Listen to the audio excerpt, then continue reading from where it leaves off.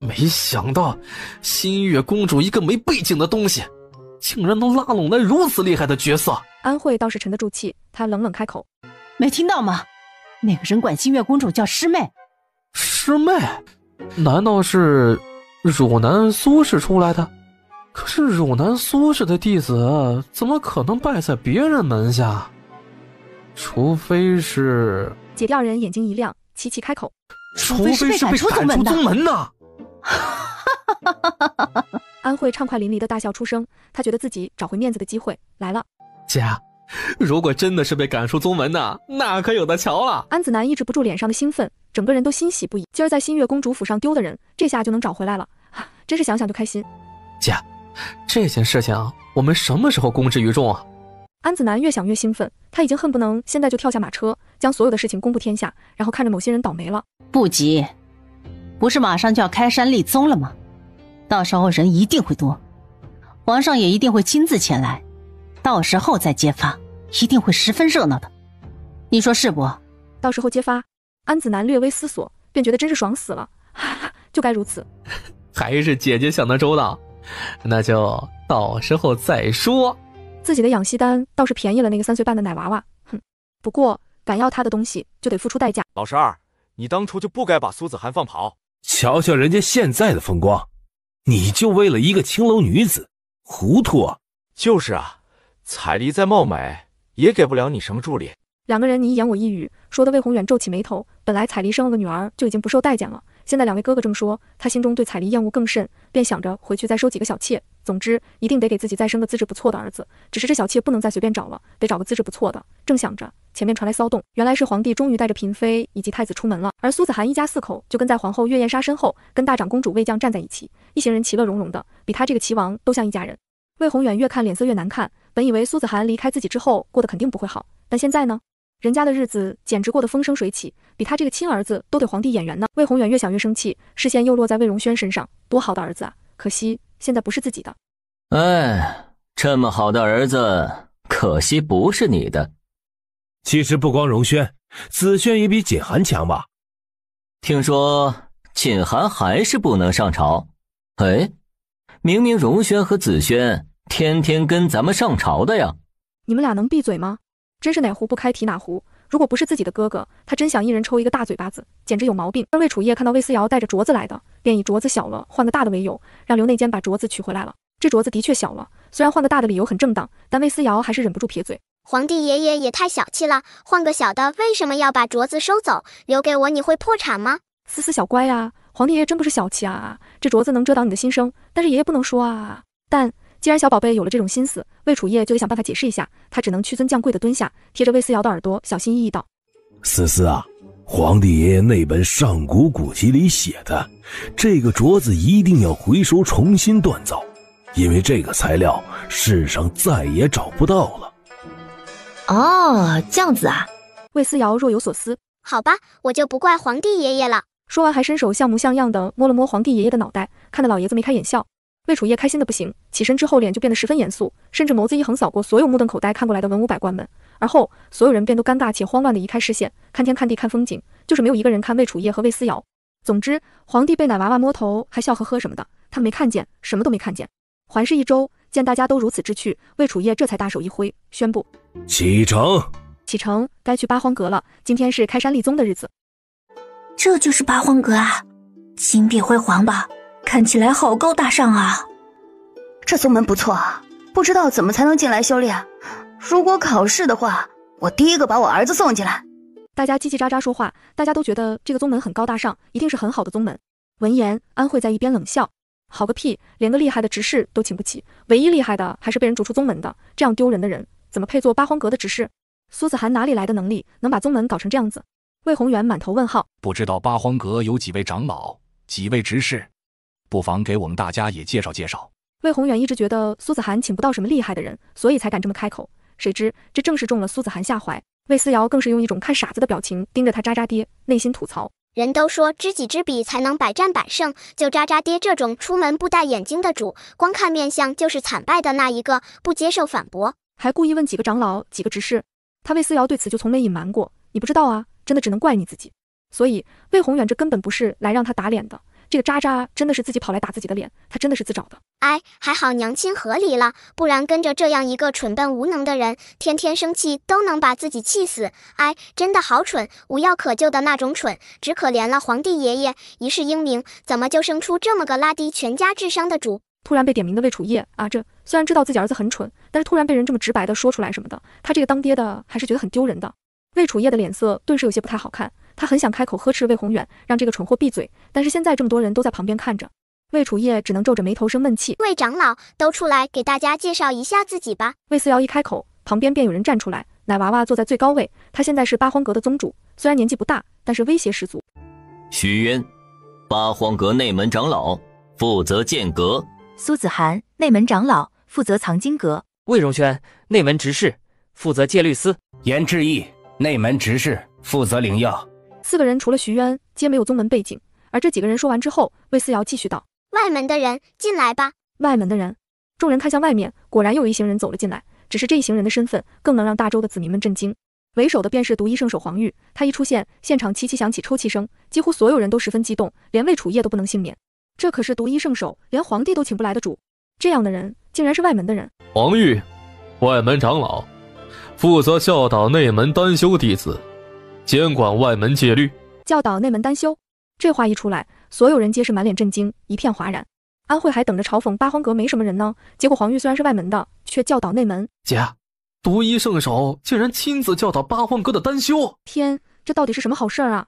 神农宗大家都想进，但是神农宗门槛太高，修为一般的弟子根本进不去。但现在不用进神农宗，进八荒阁也是一样的啊。为什么？为什么我不是八荒阁的弟子呀？安子南崩溃尖叫，安慧更是一脸挫败。他们姐弟二人想的只是进入八荒阁当个管事的，从没想过要进入八荒阁当弟子啊。然而现在看到黄玉的那一瞬，这俩人就都后悔了。还当管事？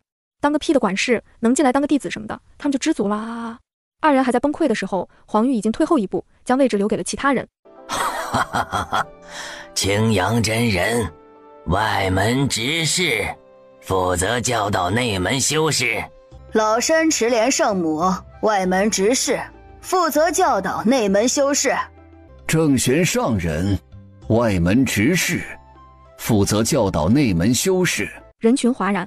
颍川3大宗门可是大周百姓熟知的宗门，在大周有很高的地位，而这样3大宗门的长老竟然亲自来八荒阁，宁愿当一个外门的管事，也要亲自指导内门弟子。疯了疯了疯了！此刻所有人才搞清楚一件事，那就是八荒阁虽然只是一个新建立的宗门，但真的不是一个普普通通的宗门。那些原本还在看热闹的人顿时骚动起来。哎呀，八荒阁还收弟子吗？我们想加入八荒阁，怎么加入啊？宗主，小宗主，什么时候收弟子啊？我儿子天赋很好的。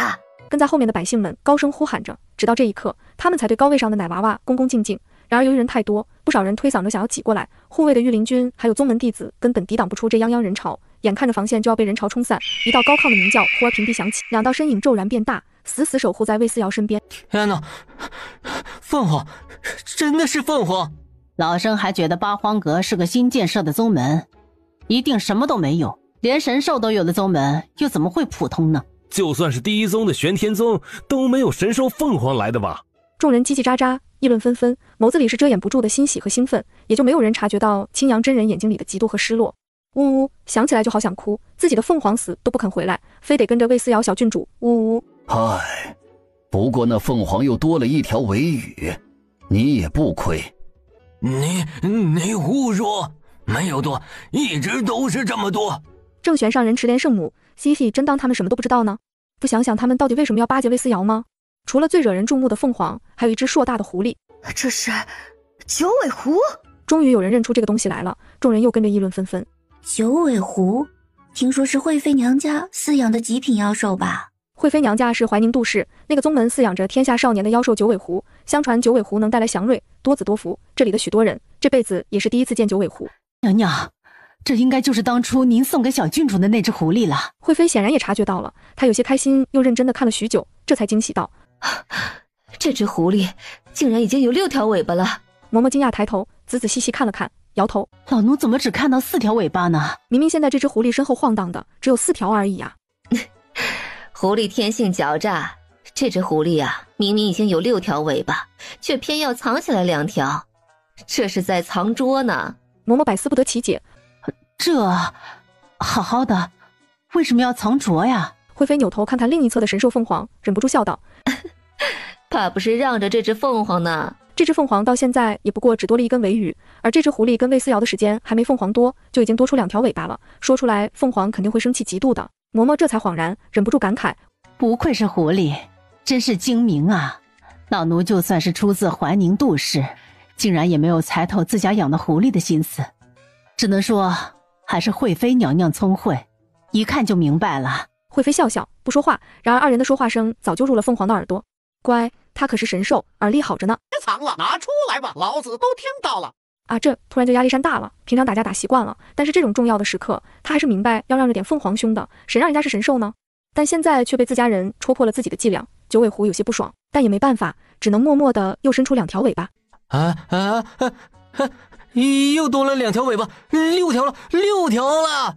我的妈呀！我听说中原地界最厉害的九尾狐也不过是6条尾巴，八荒阁养的狐狸竟然也是6条尾巴，这证明什么呀？证明八荒阁不比第一宗玄天宗差呀！人群议论纷纷，然魏宏远和安慧却都没动静了。他们看到现在已经一个字都说不出来了，什么看苏子涵的笑话，什么戳破八荒阁无能的本质，可现在看看他们自己才是那个最大的笑话。人八荒阁里面藏龙卧虎，别说人了，一只神兽，一只祥瑞妖兽，就这2个畜生都能秒杀一切，秒杀一切啊！输了。安慧不甘的喃喃，魏宏远更是气得握紧拳头。最初刚和离的时候，他还能讥讽苏子涵离开自己什么都不是，而现在抬头看看，才发现人家苏子涵越过越好，这该死的真相啊！切，黄玉很厉害吗？我们第一宗最不缺的就是神农宗的丹药。黄玉在他眼里不值一提，非要说的话，还不如魏荣轩对他的吸引力大。倒是那个徐渊不知道什么来头，何德何能坐上内门长老的位置？那徐渊很厉害吗？红绫盯着徐渊，余光却瞥着徐渊身侧的俊美少年。正说着，天边一道人影踩着飞剑疾驰而来，径直落在众人面前，正是第一宗的长老怀纯子。长老！红绫一看到怀纯子便想凑过去，谁知道怀纯子见到徐渊之后，却当场单膝跪下了。这一跪让所有人都是齐齐一惊。这里所有人都是认识怀纯子的，玄天宗的长老，整个中原地区修为最高的剑修。而此时怀纯子竟然给徐渊跪下了，这个徐渊到底是谁啊？长老，你为何跪他？红绫十分不爽，跋扈的气性也不再遮掩，完全爆发出来。他扶住怀纯子的胳膊，就想把人扶起来，然而一向疼爱他的怀纯子却大怒呵斥：狐狸，还不跟老夫一起跪下行礼？跪下？长老，你疯了吗？混账丫头，说什么胡话！怀纯子气得给了红绫一个脑崩，紧接着扭头小心翼翼地看着徐渊。徐长老来中原，怎么也不告诉我们一声？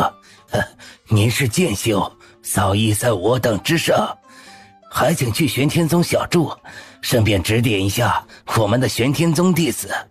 什么？哎呦，咱们中原地区的剑修，修为最好的就是怀纯子长老了吧？连怀纯子都要拜服的剑修，修为绝对在怀纯子之上吧？怀纯子代表的是天下第一宗玄天宗，那不就证明八荒阁在剑修这一块的修为比第一宗还要强吗？吾有最强剑修，单有独一圣手，最重要的2个都有了，八荒阁这是要一开宗就要崛起啊！只要有最厉害的剑修，再有过得去的丹修，这宗门的发展就不会弱。现在剑修第一，丹修也是第一，八荒阁这是一开宗就要横空出世了呀！怀纯子听到了异样，这才小心翼翼询问：徐渊，你这是？我现在是八荒阁的长老，玄天宗暂时去不了了。八荒阁的长老？八荒阁是个什么东西？听都没听过呀！怀纯子还想说什么，却见红绫不断冲他使眼色，怀纯子只能悻悻退到一边，这才从红绫嘴里听到了一切。什么？八荒阁是大周皇帝出资建造的？怀纯子顿时觉得自己明白了什么，暗自咬牙。老夫被人忽悠了，我说怎么早不通知，晚不通知，偏要今天通知老夫他徐渊来中原了，这是借着老夫给他造势呢。怀纯子明白了一切，不过徐渊也的确是故意的，毕竟他发现这里的人都知道玄天宗，而不知道昆仑宗，因为不知道，所以大家都欺负师妹，觉得他的八荒阁就是个没背景没实力的新宗门，他今儿这么做也是为了让别人知道八荒阁是这些人惹不起的。现在看看目的达到了，而且效果十分好，只能说玄天宗不愧是第一宗，这个跳板找得真好啊！徐渊一脸满意，被徐渊如此摆了一道，怀纯子自然心中不悦，他看看四周，见大家已经在热烈讨论徐渊的能力了，顿时又气不打一处来。这八荒阁有那么好吗？他冷着脸看向最上位的座位，那是宗主的位置。此刻宗主位置上只坐了一个3岁半的奶娃娃，瞧着很好戏弄的样子。他这才得意道：恭喜宗主开山立宗啊！老夫瞧着这一切都好，有最优秀的剑修，还有最优秀的丹修，那就请宗主进行最后一步，开护山大阵吧。一个宗门开山立宗，最后一步就是开护山大阵，前面不管怎么光鲜亮丽，怀纯子面露得意。徐渊修为比自己高，他不能直接找徐渊的麻烦，那就找这个黄毛丫头的麻烦好了。谁让你现在是八荒阁的宗主呢？怀纯子洋洋得意，看向魏思瑶。奶娃娃顿了一下，一双明亮的大眼睛忽闪着，而后微微一笑。那就依怀纯子长老所言，开护山大阵。凤凰、九尾，去开护山大阵。怀纯子本还在沾沾自喜，直到他听到开启护山大阵的竟然不是魏思瑶，而是一只神兽，一只妖兽。等等，这两个厉害的东西开的护山大阵，那岂不是会更厉害？只见凤凰率先展开翅膀，乘着风在天空之中翱翔，九尾狐更是踏云而起，徐徐升起，却没有追着凤凰而去。凤凰沿着山脉盘旋一周，而后振翅高呼，引颈长鸣。紧接着就像是打开了什么禁制一般，整座大山都跟着颤抖了一下。紧接着传来各种妖兽的嘶吼鸣叫，紧接着各种各样的妖兽纷纷从大山深处狂奔而出。这些妖兽都是3大宗门当初带到八荒阁的，只是魏思瑶当时把他们全都放了出来。小宗主真是大手笔呀！要想养好妖兽，只有像圈养畜生一样画个圈，围出一个围栏是不行的。妖兽要有活动的空间。对，而且很多妖兽其实都生活在人迹罕至的地方。八荒阁后山这么大，正是他们生活的天堂啊！3个人连连点头，对魏思瑶的做法十分满意，更无比钦佩。还能说啥？只能说厉害了，小姑娘。我怎么瞅着里面还有些不是咱们宗门的妖兽？对，我也瞅着不是。那什么狮虎兽，我们宗门可没有啊。哎呀，这赤灵九喜鹿也是祥瑞呀！天哪，那不是9天玄鸟？我的妈呀，传说中的玉面龙驹！3个人越是看，口水就越是往下流。这些妖兽都是极品，而且好多妖兽的品相不输给现在天上飞的九尾狐，这些东西可都不是他们宗门的，明显应该是野生的，就活在玄天宗后山啊。这些东西在才像个宗门该有的样子。紧接着，凤凰虚空踏步，行走的位置就像是一个阵法，看得老百姓又惊又奇，而宗门的人却一个个都是大惊失色。这好像是失传了多年的凤凰大阵。凤凰大阵，怀纯子深深一颤。传说千万年前，这世上最有名的护阵就是凤凰大阵，由神兽凤凰亲自开启阵眼，百兽扶持运转，妖兽不灭，大阵便生生不息。然而运转这个大阵，不但要各种妖兽帮忙，还要有足够的紫云晶，因为紫云晶同样也是妖兽们的最爱。怀纯子下意识往四周看去，这才发现不知道什么时候八荒阁内竟然埋了不少紫云晶。此刻这些紫云晶受到大阵内妖兽的催动，一个个在众人脚下散发出淡淡的紫色光晕，充足的灵气带着一丝丝温暖的光华，一点一点迸发出来。我的腰好像不痛了，我肩膀也不痛了，我的手因为长期劳作一直就僵硬，现在竟然能伸直了。天哪，这八荒阁就是神仙阁呀！小宗主你就是神仙呢！高位上端坐的魏思瑶忍不住露出一抹笑容，艾玛突然感觉良好，哈哈。啧，这就算是给你们的福利吧。虽然只是微薄的灵气波动，但是对普通人来说能治病强身，对有修为的人来说能调理经络、稳固气息，这可是绝佳的好东西呢。这么多妖兽，临时一起温阳启动的护阵，没这点能耐还算得上什么第一护阵？而随着魏思瑶的心声被周围魏楚业等人听到，皇帝更是立刻放下姿态，当场盘膝坐下，就开始打坐。然坐下之后，他才后知后觉察觉自己此举很有可能暴露，便只能硬撑着开口。朕有一本上古秘籍。皇后、惠妃、淑妃等等身边的人皆齐齐望过来。魏楚业感觉到了尴尬，明明每日上朝被这么多人看着都没尴尬过，今儿他堂堂一个皇帝就要亲自感受一下尴尬的滋味了。那什么上古秘籍说，凤凰大阵启动时的气息对修为有好处，大家快打坐啊！这还真是一个好理由啊！于是大家齐齐盘膝坐下，一个接一个像模像样的打坐。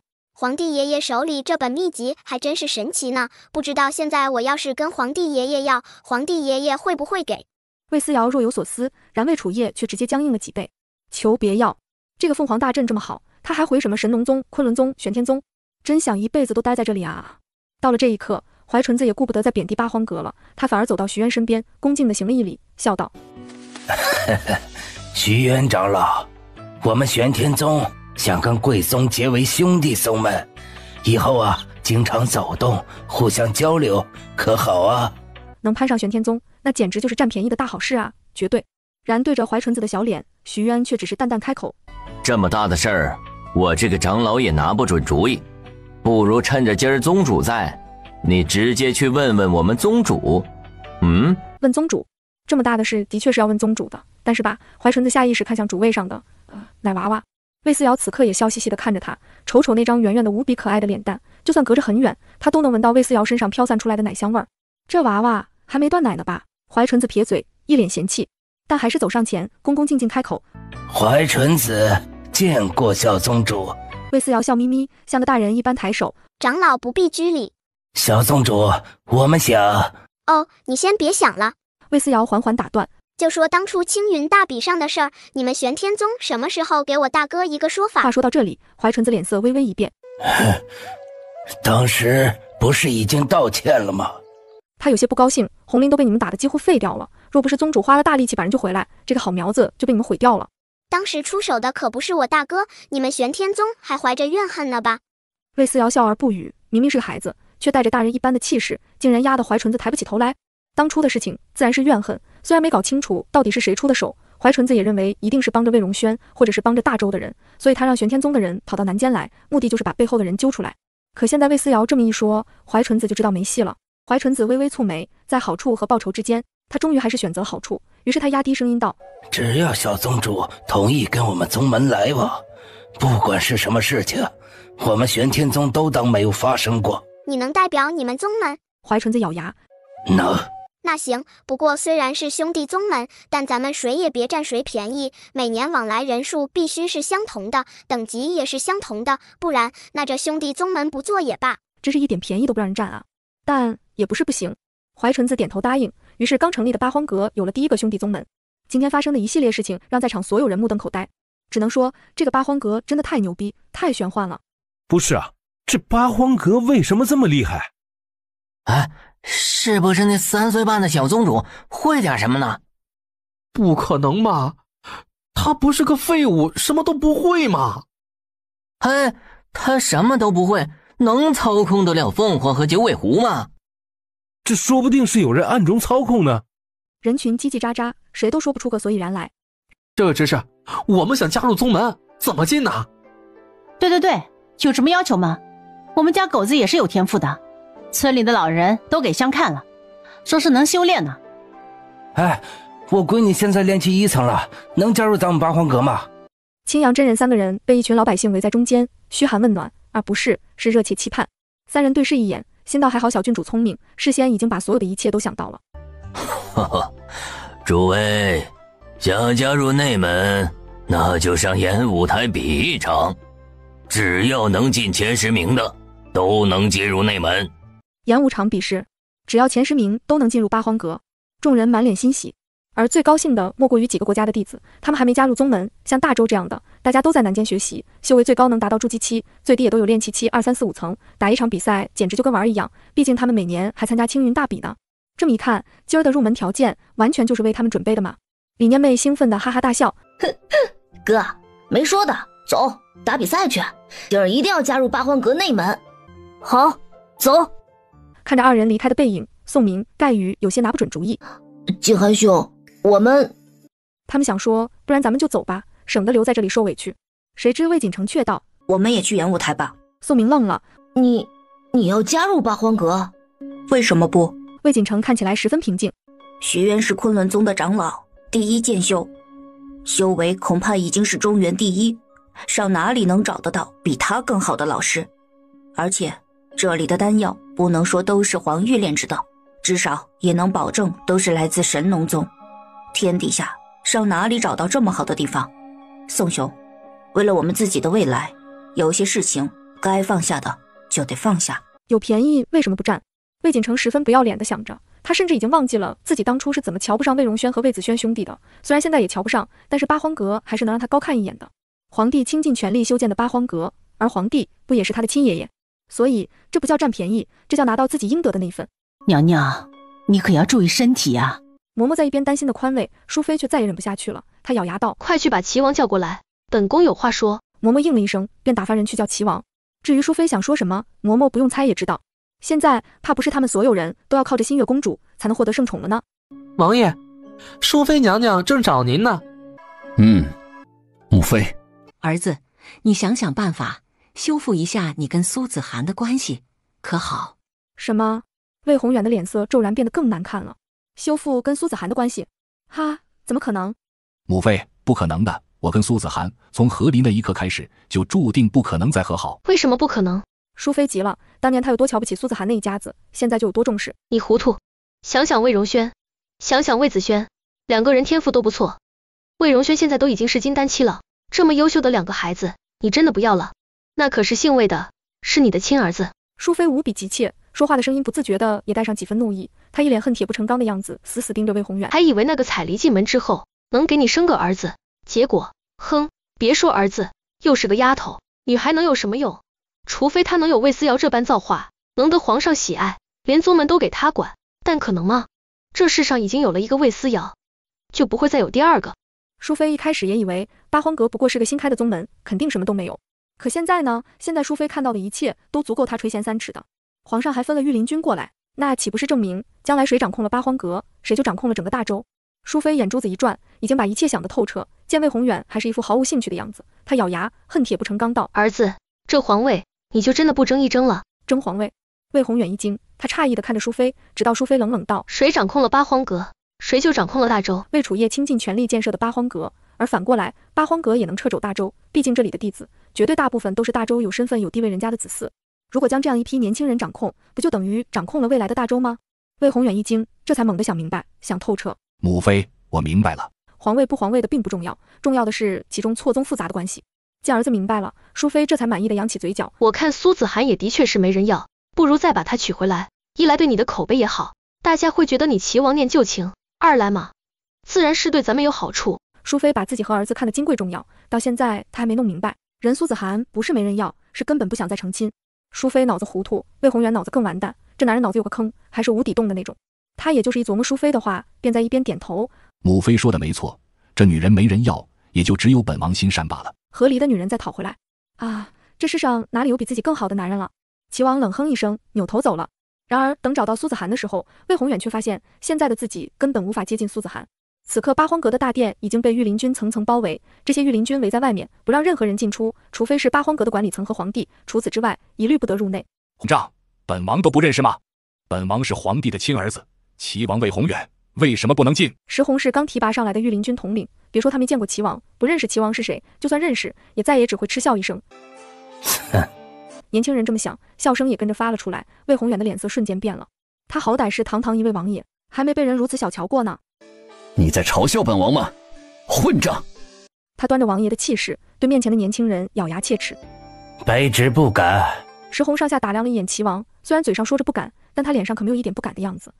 只是皇上有令，今天非常时期，任何人不得入内。我们御林军只听皇上的意思，皇上未曾允许，那就谁都不能够进。够了，本王的王妃在里面，本王要进去。王爷，齐王妃在净室静坐呢。来人，把齐王带去净室。来人，把齐王带去净室。一名羽林卫站出来，看着魏宏远，客客气气做了个请的动作。魏宏远气了个半死，他很想当场发飙，破口大骂，然而他的父皇就坐在大殿之内，为了不惹父皇生气，他只能咬牙跟着羽林卫去了净室。而他抵达净室之后，才发现净室竟然坐满了人，大家都在安静地打坐修炼。他放眼望去，果然在人群之中看到了彩丽，他的王妃竟然真的在净室。魏宏远当即怒上心头，他跟苏子涵什么关系？自己的王妃竟然跑到这里来，还打坐？他怒气冲冲，分开打坐的人往里冲。这人谁啊？好烦呐！我才刚有点感觉，我才刚入定呢，有病吧？跑到净室来推搡什么呀？喂，说你呢，你干嘛的？终于有脾气大的忍不住开口怒斥。魏宏远现在也正在气头上，闻言回头跟人对骂起来。老子想干什么就干什么，关你屁事。他这一张嘴，直接不用姑，改成了老子。听到这话的人也就没觉得魏宏远是王爷，只当是有点钱的富户。再加上他态度如此嚣张，那人直接扑过来，上来就揍。就你话多，就你话多，还你老子，你老子是个屁！我看你是找打。周围那些早就不耐烦的人见打起来了，更是冲过来加入战局。很快，静室里面分分钟就变成了群殴，一群人殴打魏宏远一个。彩礼本来还在安静打坐，结果被打架的声音惊扰，稳定的内心突然变得烦躁波动起来。他十分不爽地翻了个白眼，想看看到底是哪个不长脑子的蠢货在这里找茬，结果就看到魏宏远被人群殴的画面。彩礼一惊，想也不想抱起儿子，扭头就走。今天的一个时辰已经静坐完了，小郡主说了，3天1次就行，所以闪人。彩礼闪身离开了静室，出门的时候却碰到了匆匆赶来的魏思瑶。哎，小郡主，你别过去，里面打起来了。彩礼以为魏思瑶是来管打架事件的，谁知魏思瑶兴奋地闪烁了一双葡萄一般的大眼睛，开心道：我听说渣爹被群殴的，真的吗？啊，这现实好像跟他想象的有点不一样呢。他尴尬地咳嗽一声，缓缓点头。是的，好像是齐王推搡了打坐的人，还惹了众怒。他又没穿光袍，还自称老子，人家不打他打谁呀？哈哈哈哈哈！这么爽的吗？艾玛还好，小胖鸟通知的及时，有热闹为什么不看？还是渣渣爹被围殴？艾玛，这种好戏8辈子见不到一回呢！大家慢点打，一定等我来再结束啊！王妃娘娘，本宗主还有事，先走了。魏思瑶心里急得不行，面上礼数却做得十分周到。小郡主，看热闹，可否带彩礼一个？你也想看？魏思瑶的眼睛更亮了，就像是发现了什么新大陆似的。他思索了一下，扯着彩礼跑到后窗，然后踩着自带的小凳子，偷偷摸摸打开一条缝隙，再递给彩礼一个凳子。诺，坐着看，瓜子和糖果，你选哪个？彩礼都看傻了，3岁半的丫头像变魔术一般拿出一大堆吃的，她甚至看到倒出来的茶水还冒着热气呢。乖乖，小宗主，看热闹，你是专业的。彩礼有些受宠若惊，只要了瓜子，然后跟魏思瑶2人一起坐下，扒着窗沿偷看某人被打。你们知道姑是谁吗？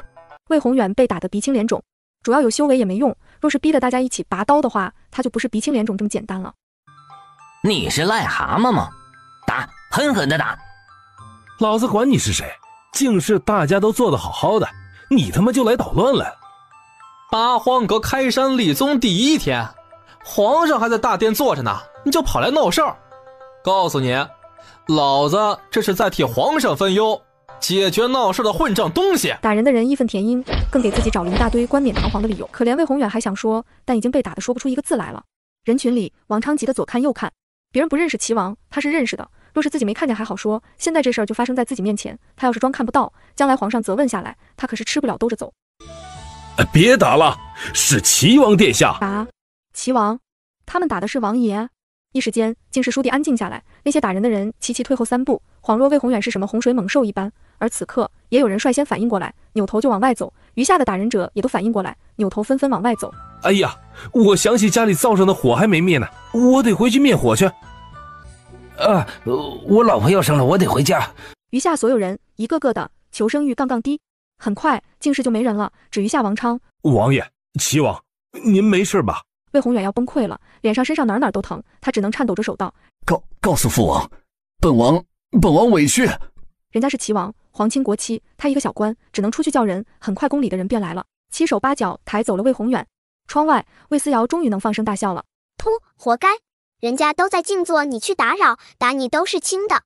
彩丽也看得挺乐呵，她突然发现看热闹也挺有意思的，比在家看折子戏好看多了。想到魏宏远挨打的样子，她便忍不住抿嘴偷笑。渣渣爹怕不是在静室看到彩丽了，所以才会勃然大怒，也不知道彩丽回去会不会挨打。魏思瑶的心声飘出来，彩丽竖起耳朵，完全听进了心里。看来齐王果然看到自己了，不行，他得赶紧回去准备一下。小郡主，我还有事，先走了。去吧，我们一家都搬到八荒阁住了，若是有什么事就传简讯来。说着，魏思瑶给了他一沓传讯符，看得彩礼眼眶微红。小郡主真是天大的好人，才3岁半，竟然还记挂着他呢。他开开心心的收下，行了礼，这才匆匆往回赶。鬼啊！演武台那边，众弟子们齐齐一惊，红绫等人抬头望着满天的漆黑，忍不住咬牙道：是魔族。这好好的，怎么会有魔族啊？景寒兄，快走，沾染上魔气，修为就全毁了。然而头顶上的黑云就像是有眼睛一般，猛然间坠落漆黑的闪电，袭向魏锦城等人。惊恐之中，红绫祭出法器，也不过是勉强抵挡，袭来的魔族虽为不低，看来是有备而来。护驾，快护驾！大殿门口兵荒马乱，御林军迅速结阵。皇上、皇后和皇太后皆护在魏楚烨面前。魏楚烨忍不住出声宽慰：“你们二人退下，只是魔族妖人捣乱。”皇上，难道皇上忘了吗？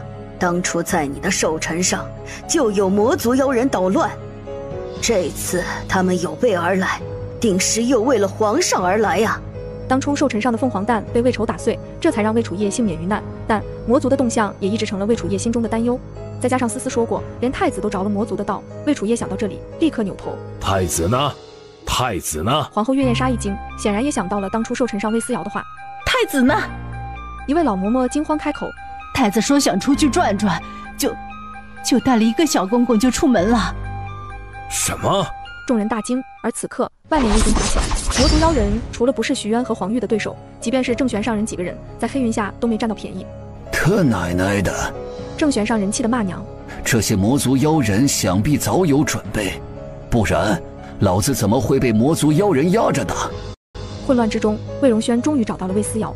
思思，魏荣轩一把将妹妹抱在怀里，心里也终于松了一口气，还好思思没事。而他才站稳，身后便传来御林军的声音：“太子在那边吗？”魏荣轩脸色凝重，摇头：“不在。”魏思瑶仰头看着大哥凝重的面容，问：“太子哥哥失踪了吗？”“是。”“大哥，放我下来，我来找。”“嗯。”魏荣轩根本就不带怀疑的，妹妹说什么他便做什么。于是奶团子放下来，魏思瑶一落地便直接掐了个诀。只见流转的护山大阵猛地一变，护阵秒变杀阵，身后的妖兽们更是直接冲到半空，按照天空之中护阵的阵法走势，一一落在自己的位置。杀阵终于完成，神兽凤凰的吼叫响彻大阵，那黑云都跟着颤了颤。而魔族似是感觉到了大阵浓烈强悍的杀意，也知道此次计划将要失败，便陷入了更加激烈的反扑之中。太子，找到太子！黑云之中传来魔族的声音，嘶哑的，带着妖冶的音调，听得魏楚烨等人心惊胆战。果然是有备而来。魏楚烨还有什么不明白的？他起身就要往外走，打算亲自去找魏如期，却被皇太后一把拉了回来。小心中计！皇太后到底是大周的中流砥柱，几乎立刻便明白了魔族的计谋。她咬牙沉声道：“说不准就是为了引你出去，故意说的。今儿你和太子都不能出事。”声东击西，引蛇出洞。魔族找没找到太子不知道，但不能再让魏楚烨陷入危险。太子还没有继位，现在继位的是魏楚烨，魏楚烨出事，大周必乱。皇太后俨然成了现在的主心骨，魏楚烨即便担忧儿子，也只能重新坐下，脸色难看的看着外面兵荒马乱的一切。魏楚烨沉了脸色，咬牙：“传朕的口谕，谁能找到太子，官升一级，俸禄翻倍。”主子，您千万别冲动，先躲一阵子。躲？现在父皇有危险，姑怎么能一人躲在这里？主子！小太监急了：“皇上身边有御林军，我看八荒阁的长老和执事们修为都不低，皇上的安全能保证。现在只有主子孤身一人，还在后山这等偏僻的地方，什么都没有。”一只小老鼠突然出现在二人脚下。这老鼠怎么看着有点眼熟？小太监一愣，忽而想起一件事来。怕不是当年从牢房带信儿给皇上的那只老鼠？二人对视一眼，总觉得好像就是那只，但又不太确定。算了，管它是不是一只，都试一试，说不定老鼠真的能送信呢。小太监从身上掏出帕子，干脆利落咬破手指，在帕子上写了2个字：后山。写完之后，他赶紧把帕子系在小老鼠身上，激动道：“老鼠大哥，拜托您给皇上捎信儿。”二人死死盯着小耗子，谁知这只老鼠不但没动，反而翻了个白眼，冲二人嗤之以鼻。不是，为什么他总觉得自己好像被一只老虎无视了？正郁闷的时候，小耗子弯腰在地上，用小爪子写了1个字：等。等，什么意思？小太监看向魏如期，魏如期的眼睛闪了闪，没说话，只盯着小老鼠。那小老鼠又写下1行字，揪出幕后黑手。一时间，魏如期心中又激动又气愤。现在他也已经想明白了所有关键。魏如期想明白了一切，便不再说话。那只老鼠见状也跑到洞门口，即便已经有厚厚的野草遮盖，但它还是在门口跑来跑去，顺便拉屎撒尿。很快，外面便有丝丝缕缕的黑气游荡过来，本想细细搜索的，这些黑气却猛地闻到一股子尿骚味，于是躲在黑气之中的魔修便捏着鼻子走了。这臭死了，是死耗子的味道。这里没有人味儿。听到外面的声音，山洞里2个人皆是齐齐一哆嗦。原来魔修的鼻子这么灵。然这些魔族还来不及继续寻找，大阵变成杀阵，紧接着便是单方面的绞杀。这场突如其来的魔族袭击便被压制下去，八荒阁单方面大获全胜。而这一切也被大阵内所有人皆被这千变万化的大阵所震惊。这八荒阁好像是很强的样子啊。是啊，这大阵还能变成杀阵。怀纯子，你们的玄天宗能做到吗？怀纯子摇头，做不到啊。臣妾做不到呀。旁边正玄上人他刚想说还好大家都没事，然一道惊呼已经响起。太子失踪了！太子失踪了！这消息如同炸弹一般在人群之中炸开，引得众人震惊不已。臣子们更是人心惶惶，匆匆朝着大殿奔去。皇上，当务之急是先找到太子啊！不论死活，总得先找到人再说。魏楚夜哽咽了一声，闻言果然下令查找太子，诛杀魔族妖人。再然后，谁也没了继续留下来的心思。魏楚夜直接下令回宫。思思，这段时间叨扰了。明明自己渣渣爹齐王是个蠢货，但他兄长魏如期倒是知书达理，温文尔雅。不打扰，大伯你在这里随意，只要不去前面的净室和演武堂，后面人少的地方你随便逛。哎，大伯人不错呀，当初娘为什么要嫁给渣渣爹呀？嫁给大伯也不错呀，而且大伯中魔气的时候还能帮大伯。不过虽然皇帝爷爷寿辰的时候大伯和皇爷爷躲过一劫，但怎么看事态还是没有改变，难道历史总会上演？不能吧。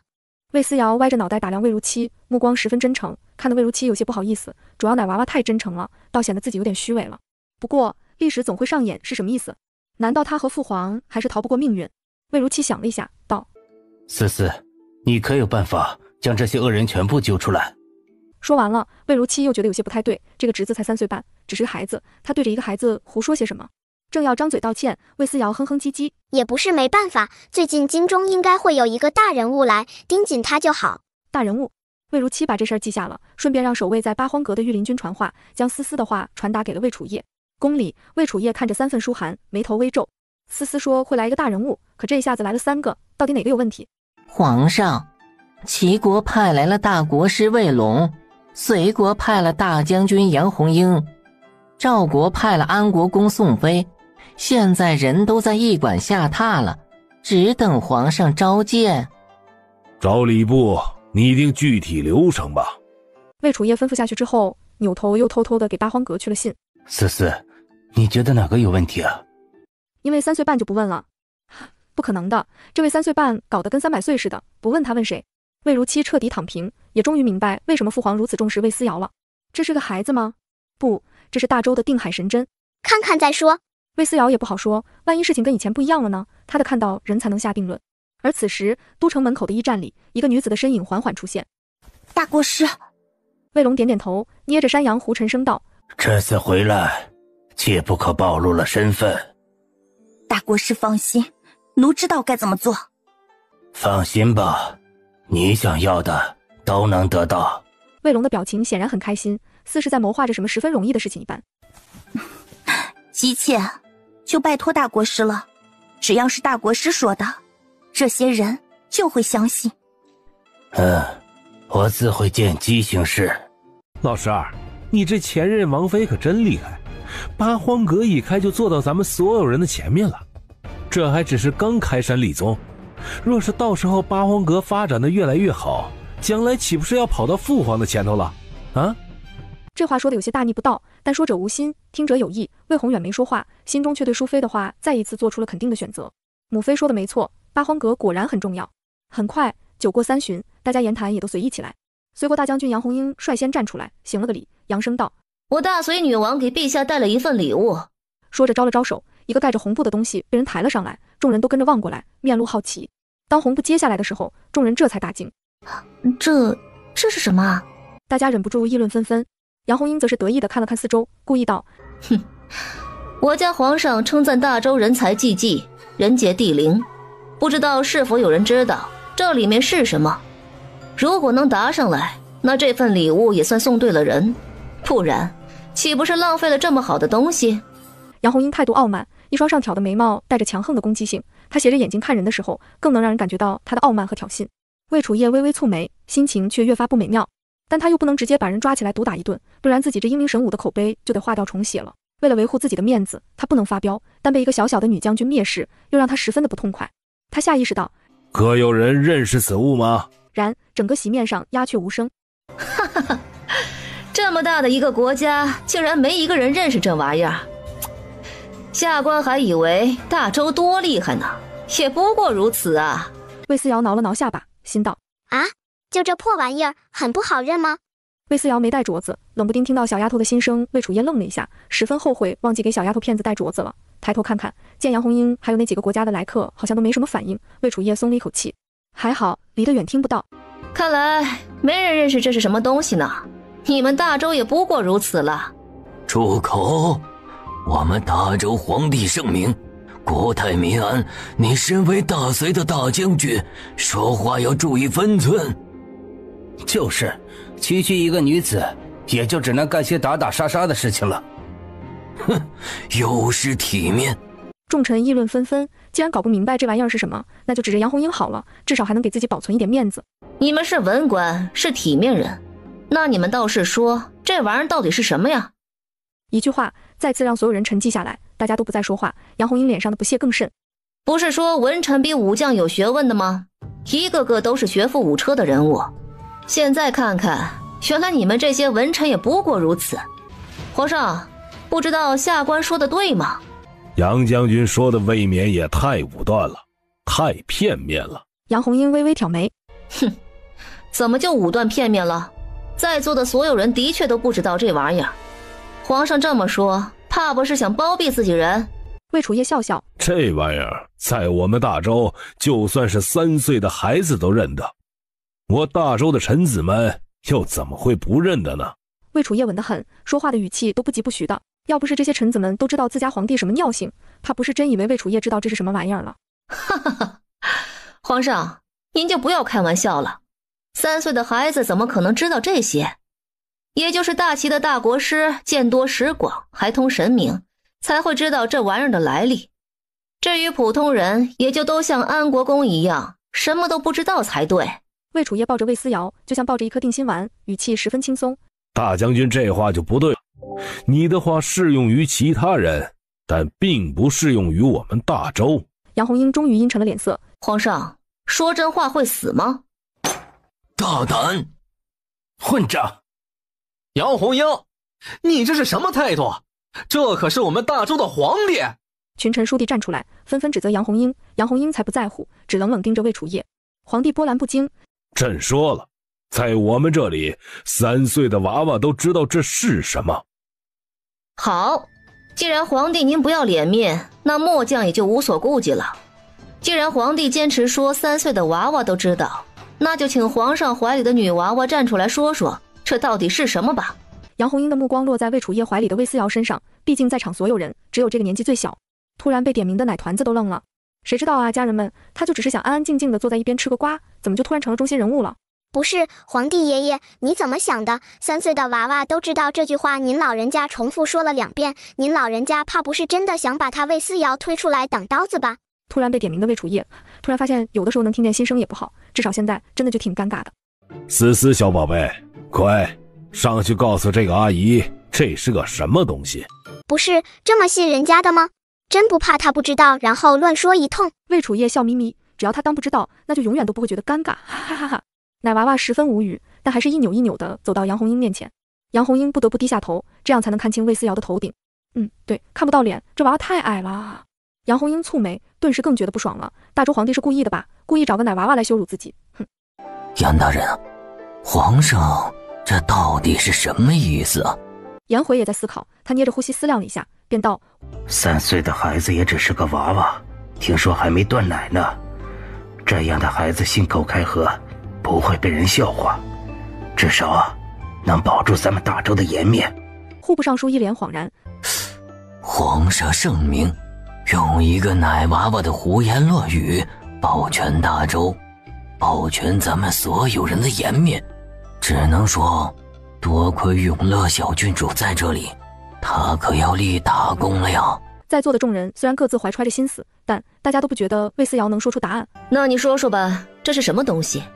若是说对了，这玩意儿不但送给你们皇帝，我还可以完成你们的一个要求。但若是说不对，那也就证明你们大周也就这么回事儿，不值得我杨红樱来朝拜。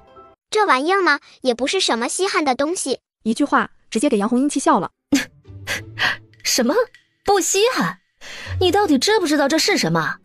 这可是他们大隋费尽心思才弄到的，连皇上都说这是天地灵物，万年都不一定能得到一个。这小娃娃竟然说不稀罕，怕不是根本不知道这是什么吧？知道啊，就是因为知道才知道它不稀罕吗？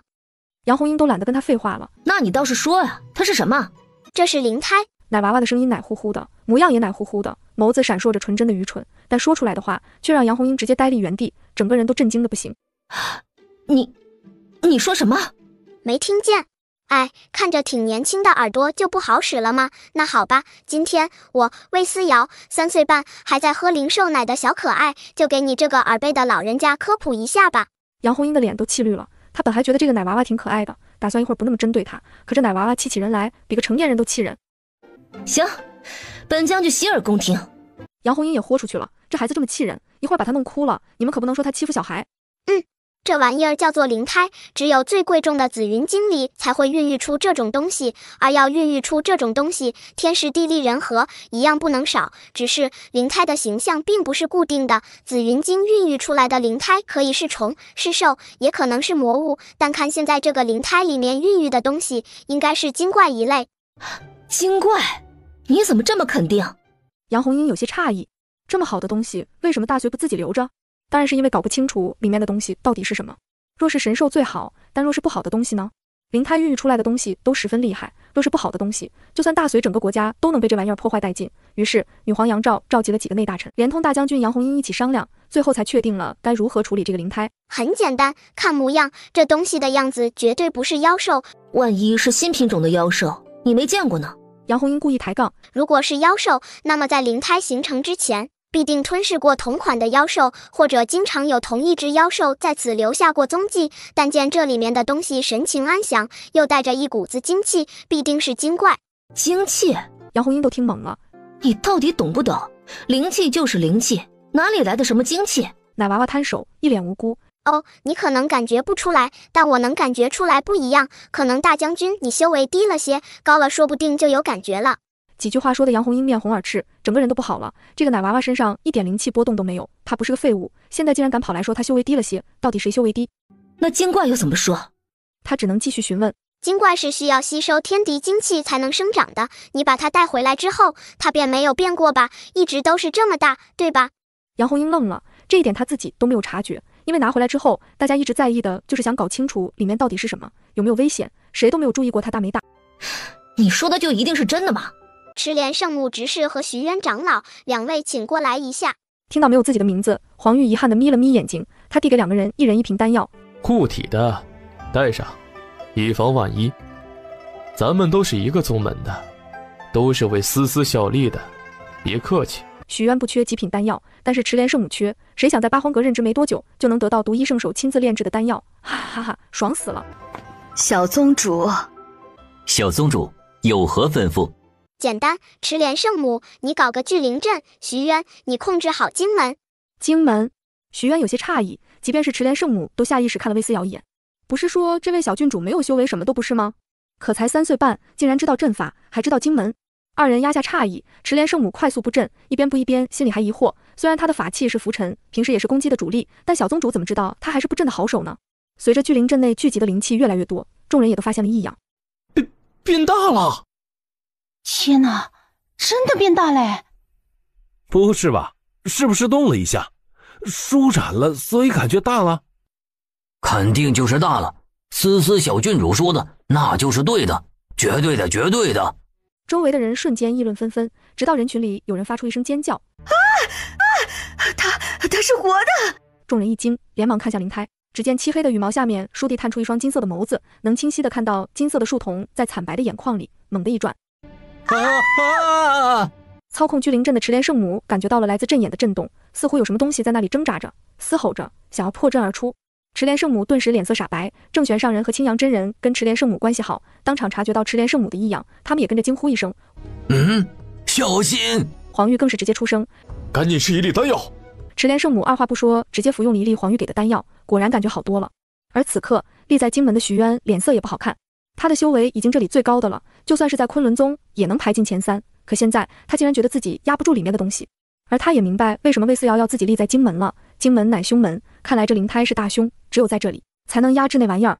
撤阵！一声令下，池莲圣母立刻撤掉阵法，顿时觉得浑身轻松。只是等他反应过来的时候，人已经因为脱力跌坐在地了。而另一边，徐渊也是精疲力竭，但好在他还撑着一口气，没有跌倒。而此时，众人也能清晰地看到，那双金色的眸子十分不甘心的，缓缓地闭上了。至此，这只灵胎终于完全安静下来。这看清楚一切的杨红樱大惊失色，她脸上的傲慢消失不见，取而代之的是惊恐和后怕。魏楚夜的脸色瞬间也变得十分难看，还以为真的是什么宝贝呢，原来竟然是个祸害。大周皇帝陛下，我大隋也不知道里面竟然是如此凶险的东西，只知道是个灵胎，是件宝物，所以想着呈现给大周皇帝。末将承认方才是傲慢莽撞了些，但送礼却是真心实意，绝对没想送一个祸端来给大周啊。这玩意儿如此凶险，这礼物要还是不要？如果不要的话，显得他们大周好像没什么能力，区区一个灵胎都压制不住。要是收了的话，万一酿成祸端，那就是生灵涂炭，到时候倒霉的还是老百姓啊。啧，好东西，凶是凶了点，但也不是驯服不了吗？这玩意儿能驯服？怎么驯？池莲圣母有些好奇了。魏楚夜兴奋的直搓手，还能说什么？只能说思思小宝贝，你真是朕的福星啊！既然是女皇的心意，那朕收下便是。只是请转告女皇，下次不要再送这些东西了。这玩意儿如此凶险，不管是对大周还是对大隋，都将造成生灵涂炭的浩劫。什么？大周皇帝竟然收下了？杨红樱自己都不相信自己的耳朵，这么个凶险的玩意儿，竟然真的收了。皇上圣明，为了赔罪，末将愿意献上3万紫云晶，以及大隋特产香云纱300匹。3万紫云晶，周围的人瞬间震惊，皆跟着议论纷纷。户部尚书下意识看向首辅大人，严大人，您怎么看？如此昂贵，只能证明这个灵胎很棘手，不是什么好东西。皇上糊涂啊，为何要收下这种祸端呢？大隋竟然不惜支付3万紫云晶，就为了把这个烫手山芋送出去，这玩意儿肯定不是什么好玩意儿。而且刚才里面的东西还睁眼了，那一双金色的眸子又凶又厉，明显满含着杀意，放出来定会祸患无穷啊！可这位女将军说，他们也不知道是什么东西啊。哼，他说你便信？李大人，你这么多年的学问是吃到肚子里去了？这人说的话明显不可信嘛，真的不知道是什么东西还要送过来？你会送一个不认识的东西给别人当礼物吗？怕不是一开始就存了侥幸的心思，送到咱们大周来试探一下到底有没有危险吧？不愧是首辅，几乎立刻就把杨红樱以及大隋女皇帝的心思分析得透彻，一时间户部尚书都没敢张嘴说话，直道：哎，这可如何是好？要不要现在就跟皇上进言？不可。颜回悄无声息看着皇帝的脸色，此事切不可现在提。皇上既然已经同意，就不能出尔反尔，不然皇上威严何在？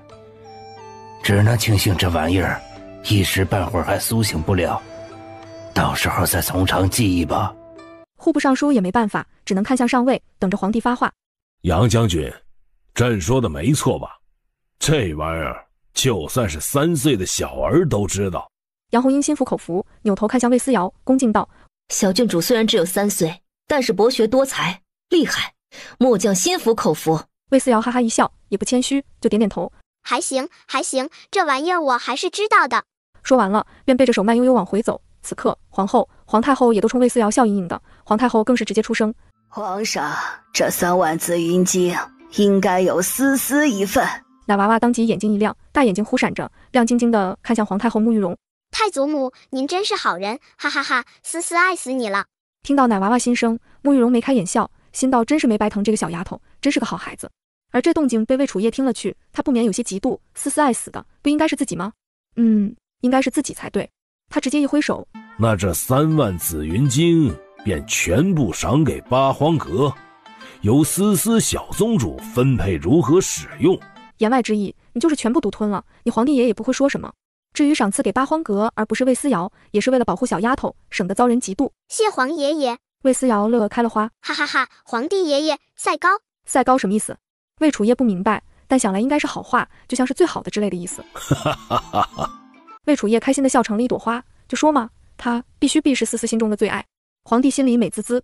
不过那灵胎，皇帝爷爷也给我吧。魏思瑶拍拍自己的小胸脯，认真严肃道：“摆在八荒阁镇塔。”好，就依你。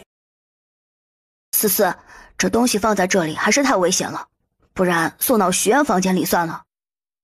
是啊，妹妹，宴会上我都看到他睁眼了，金色的眸子，好吓人的。奶娃娃笑嘻嘻：“没事的，这不是什么凶险的东西，就是长得凶了点。”那杨红英将军为什么还要给那么多东西啊？给了那么多东西，不就证明这玩意儿绝对不是什么好东西吗？那是因为他不懂啊，嘿嘿，我可什么都没说哦，都是他自愿给的。对吗？都是杨红英自己想象罢了，关他什么事啊？啧，人家愿意给，总不好往外推吧？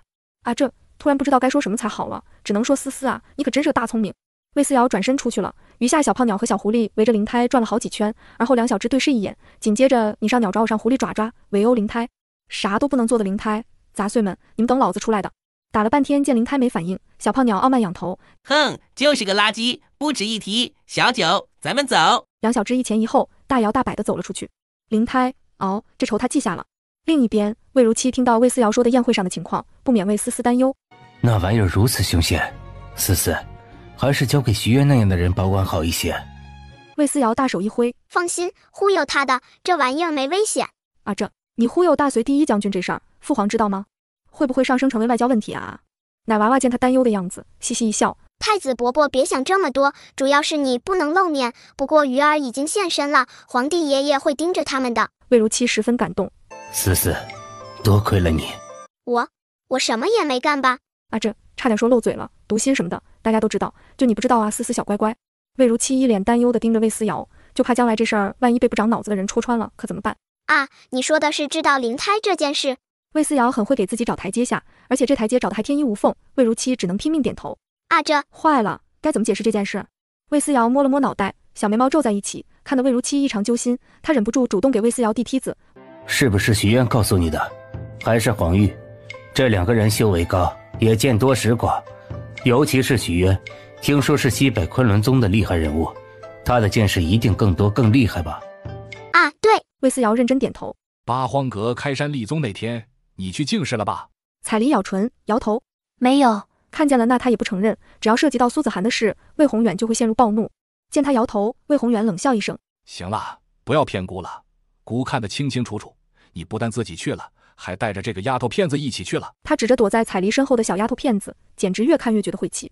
不，没有。彩梨还想解释，魏宏远已经打断了他。行了，我不会生气，你多去八荒阁，多跟苏子涵走动，最好。最好。彩梨眼珠微动，这是什么意思？魏宏远一定是要对苏子涵不利吧？又有什么阴谋？见魏宏远皱着眉头不说话，彩梨咬了咬嘴唇，为了苏子涵，下意识发问：王爷想让彩梨做什么？魏宏远盯着彩梨，他在思索要不要告诉彩梨，但是想到最后他还是果断拒绝了。没什么，总之你打好关系就是，我可不想从别人嘴里听到我跟前妻不和的传闻。就因为这，彩梨想笑，齐王要是那种在乎名声的人的话，会跟苏子涵和离吗？这里面肯定有问题。我知道了，王爷放心，我一定日日去八荒阁见苏长老。苏长老？魏宏远十分不爽，但也不好表现出来，只冷漠地挥挥手，便把彩梨打发了。打发了彩梨，他命人叫来魏锦城，得知魏锦城已经报名八荒阁的入门比试，他十分开心。很好，明天父王陪你一起去。一起？魏锦城心中一惊，他觉得柳如云到时候也会去，也不知道会不会碰上，于是他小心翼翼道：父王公务繁忙，孩儿自己去便是。再繁忙也比不得你的入门考试，锦城，你一定要拔得头筹。是父王。唉，我们的皇帝真的是个好皇帝啊！唉，希望太子能早点找到。那天魔族偷袭，也不知道是不是被魔族……嘘，闭上你的嘴！天佑大周，太子绝对没事的。此刻，百姓们的议论声，大国师魏龙显然也听到了。魏龙微微蹙眉，这群废物！哼，就说过不能跟魔族那些人合作，那些人修炼都修得偏门，一个个看着很强大，但是脑子都不好使。他现在只祈祷太子魏如期是真的死了，不不然上次的行动就只能算是失败了。他冷漠地看向四周，大周皇帝魏楚业有很多子嗣，但是能叫上名字来只有3个：燕王、晋王、齐王。想着他瞥了眼身侧的柳如云，柳如云压低声音淡淡道：大国师，我还是那句话，非要选一个的话，我选齐王，因为他更蠢，更容易操控。齐王。魏龙远远瞥了齐王一眼。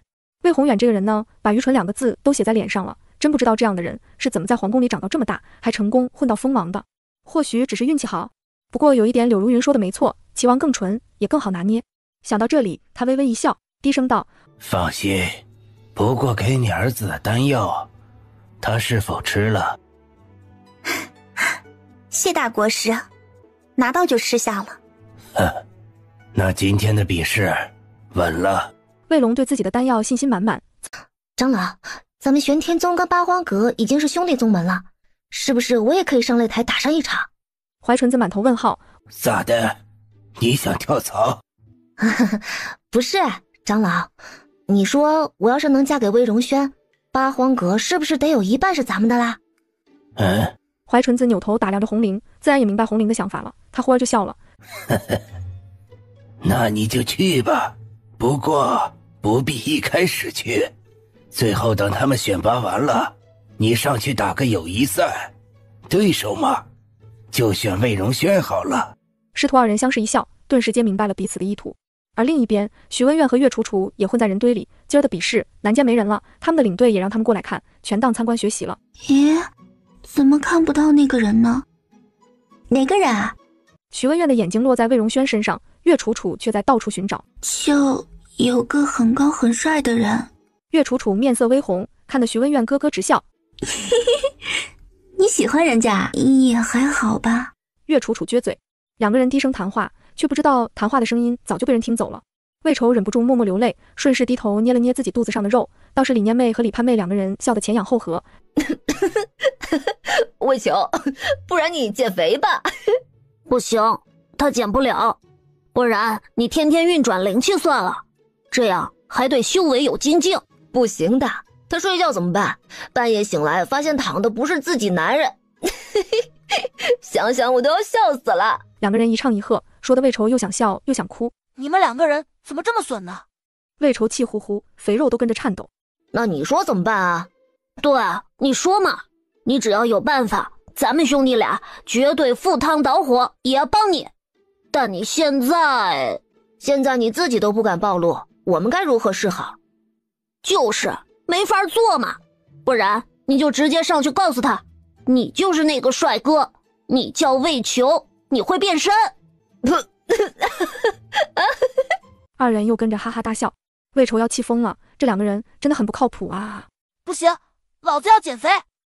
哼，要不是荣轩和子轩已经是八荒阁的大弟子了，也没魏锦城什么事儿，今儿这风头也不会落在他身上。没办法嘛，除了咱们就是他了。2人嘀嘀咕咕的话被盖宇听到，盖宇气得跳起来就要骂人，被魏锦城扯住。只能说齐王3个儿子都十分优秀，你说是吗，大哥？魏荣轩的态度一直都是冷冷的，而今更冷了几分。他冷冷纠正：齐王府只有你一个儿子。魏锦城的脸色果然变了变，但很快又笑了。不管是谁家的，但都是姓魏的，都是皇爷爷的孙儿，自然也是一家人。别，我们跟你可不是一家人，永远都不是。魏子轩连忙摆手，多稀罕啊！妹妹不是说过吗？这人根本不是魏宏远的儿子，还不知道是谁家的呢，这就上杆子来攀亲戚啦。魏子轩撇嘴，哎，什么时候魏锦城的身份能公诸于众啊？他真的很想问问魏锦城，兄弟，你爹是谁啊？魏锦城拿下了比试的第1名，进入八荒阁，稳了。魏锦城面上是隐藏不住的得意，这也落在了魏楚业眼睛里，他忍不住摇了摇头，就说这玩意儿绝对不会是老魏家的种，他们家的种都是很稳的，就算是魏宏远那个蠢货，也能先按耐不动，回家再表现出来。此时，魏思瑶缓缓站了出来。那什么，下面就由我这个宗主说一下最后的测试吧。一听是最后的测试，所有人都打起精神来，目光灼灼盯着小娃娃手里的这个水晶球。最后测试的到底是什么呀？不知道啊，听小宗主说完。从第1个人往后传，每个人双手托住水晶球，球会发出各种光芒，什么颜色都可以进入八荒阁，但只有一种颜色不要。周围立刻安静下来，只有一种颜色不要。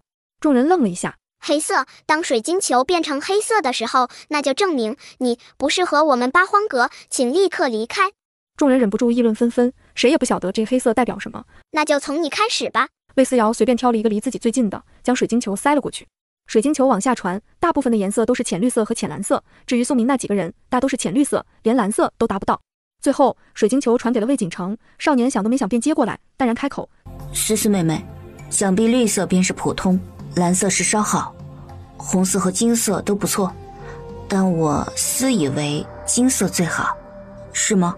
他这一番揣测，成功让在场所有人诧异，他们皆目瞪口呆，谁都没想到，这水晶球区分的颜色，竟然是修为的高低吗？非也，并不是修为的高低，我说的好，指的是大家的品行和心性。绿色只是普通人的心性，就算有绝佳的资质，在修为的路上也达不到最好。其余的嘛，倒是可以考虑一下。修为的路有千千万万条，并不是只有一种哦。这球是测试品行和心性的。众人哗然，谁都没想到八荒阁的测试还要测这个，别的宗门都只是测试修为和实力的呀。你是最后一个，快些吧。魏锦城慢悠悠的双手托举起了水晶球，然就在大家热切的目光之中，这水晶球倏地闪烁出一点光芒，紧接着便显露出浓郁的无边无际的黑暗。这到底是什么鬼玩意儿？什么鬼？什么鬼呀？为什么它一捧起来就是黑色的？为什么？是不是你做了什么？就因为我是柳如云的儿子，就不想让我进入八荒阁，对不对？羞愤让他恼羞成怒，魏锦城甚至觉得这就是对自己赤果果的羞辱和歧视，他再也忍不住将自己内心的想法宣泄而出。我觉得用水晶球决定一个人是否能加入宗门，有些太荒谬了。这位少年的笔试成绩第一呢，就因为这就要拒绝一个如此优秀的人才，这对大周来说才是损失呢。而且堂堂八荒阁做主的竟然是个孩子，岂不是儿戏啊？随着他开口，大国师也起身道：“皇上，我一直听说大周皇帝最喜欢人才，这样优秀的人才就这么拒之门外，真是可惜啊。”皇上，末将也觉得大国师说的没错，这的确十分可惜呀。几个人纷纷附和，柳如云心中暗自得意，果然他早就应该离开魏宏远这个没用的东西了，他除了会打女人还会做什么？现在跟着大国师魏龙，不但不用卑微的伺候，自己站出来说的话还十分有分量，竟然能得到两国客人的赞同，而且一个是大将军，一个是国公爷呢。此刻大家齐齐看向魏楚业，希望皇帝能出面说两句。魏楚业沉默就是沉默，这可是他最宠爱的大孙女思思说的话，他为什么要否定？所以皇帝干脆不出声，主打一个看不懂你们这些人的眼神。搞不懂就是搞不懂。皇帝不发话，这事儿就显得有些尴尬了，好像柳如云的话都白说了。大国师看了看台下的人，思索了一下，不如这样吧，老夫再来一场测试，如何啊？众人闻言惊了一下，低头互相交头接耳。齐国的大国师是不是很厉害啊？听说大国师能通神呢，是不是要问神啊？大家都很兴奋，本来只是来看八荒阁的入门大比的，谁想还能看到大国师请神？来，你来，我就看着你演。八荒阁的宗主又不是你，你就算演出个花来，这结果也不会改变的吗？魏思瑶为了表现自己大度，还是打算让大国师来个表演，顺便也让自己看看这人怎么请神的。他上辈子都不知道还能请神。另外，等他做完了，自己再告诉大国师谢谢你的无用功，结局不会有任何改变，岂不是很爽？哈哈哈哈！魏思瑶越想越开心，笑容不自觉地便挂在了脸上。所以，大国师，走起来，请开始你的表演，哈哈哈！要不是周围人太多，魏思瑶一定叉腰狂笑。魏楚业在听到魏思瑶的心声之后，终于也点了点头。那就有劳大国师了。思思都同意事情，自己没理由拒绝。来吧，朕也挺想看看大齐那边是怎么请神的。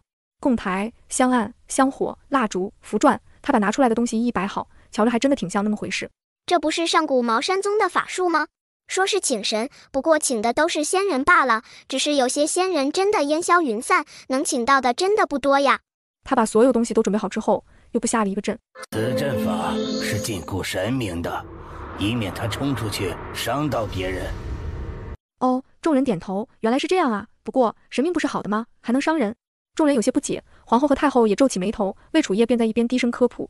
也就是说，招来的不一定是什么东西。我儿啊，什么都懂，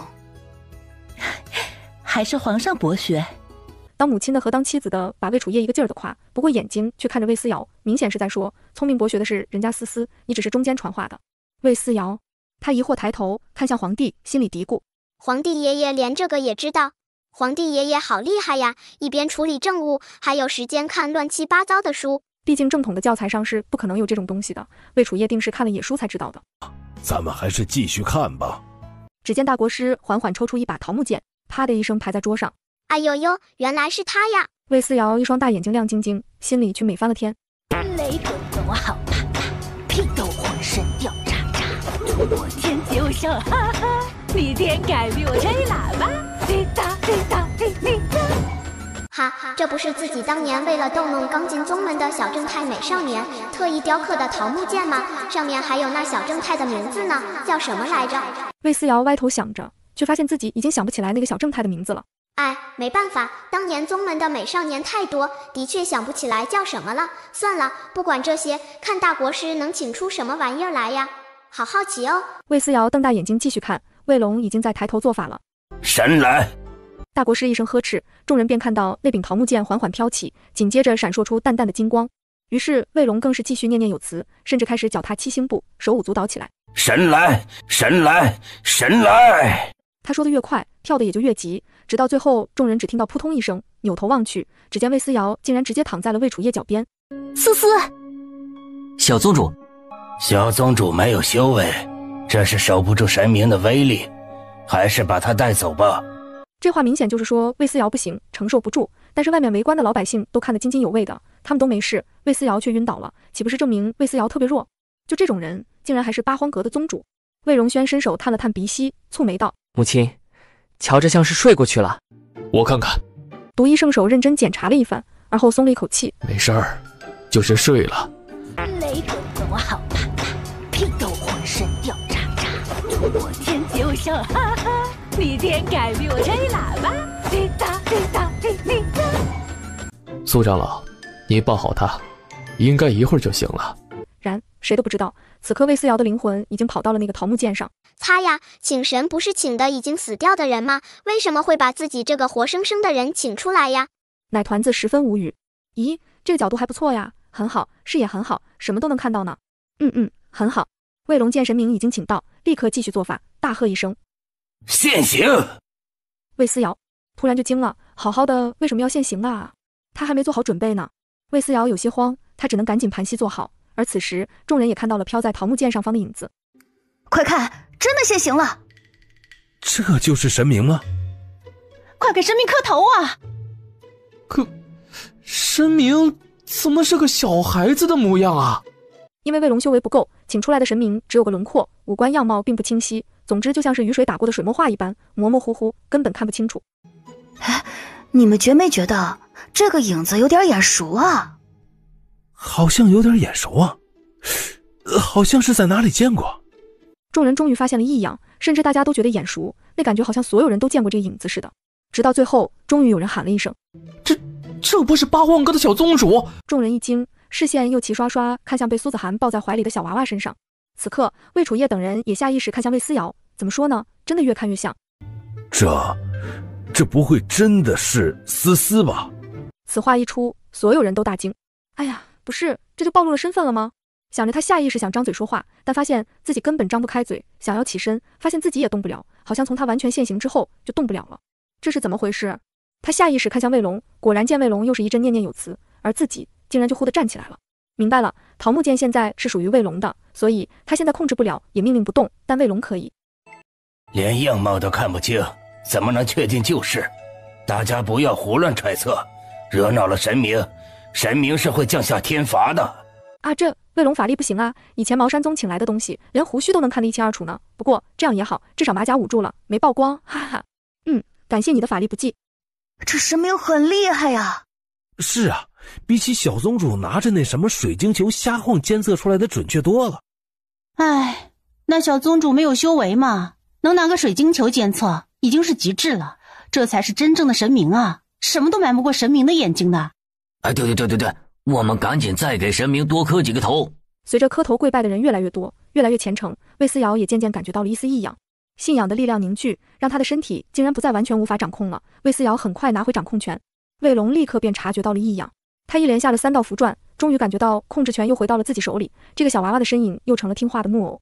魏思瑶好想骂人哦，这下完全不能动了，真是要了命了。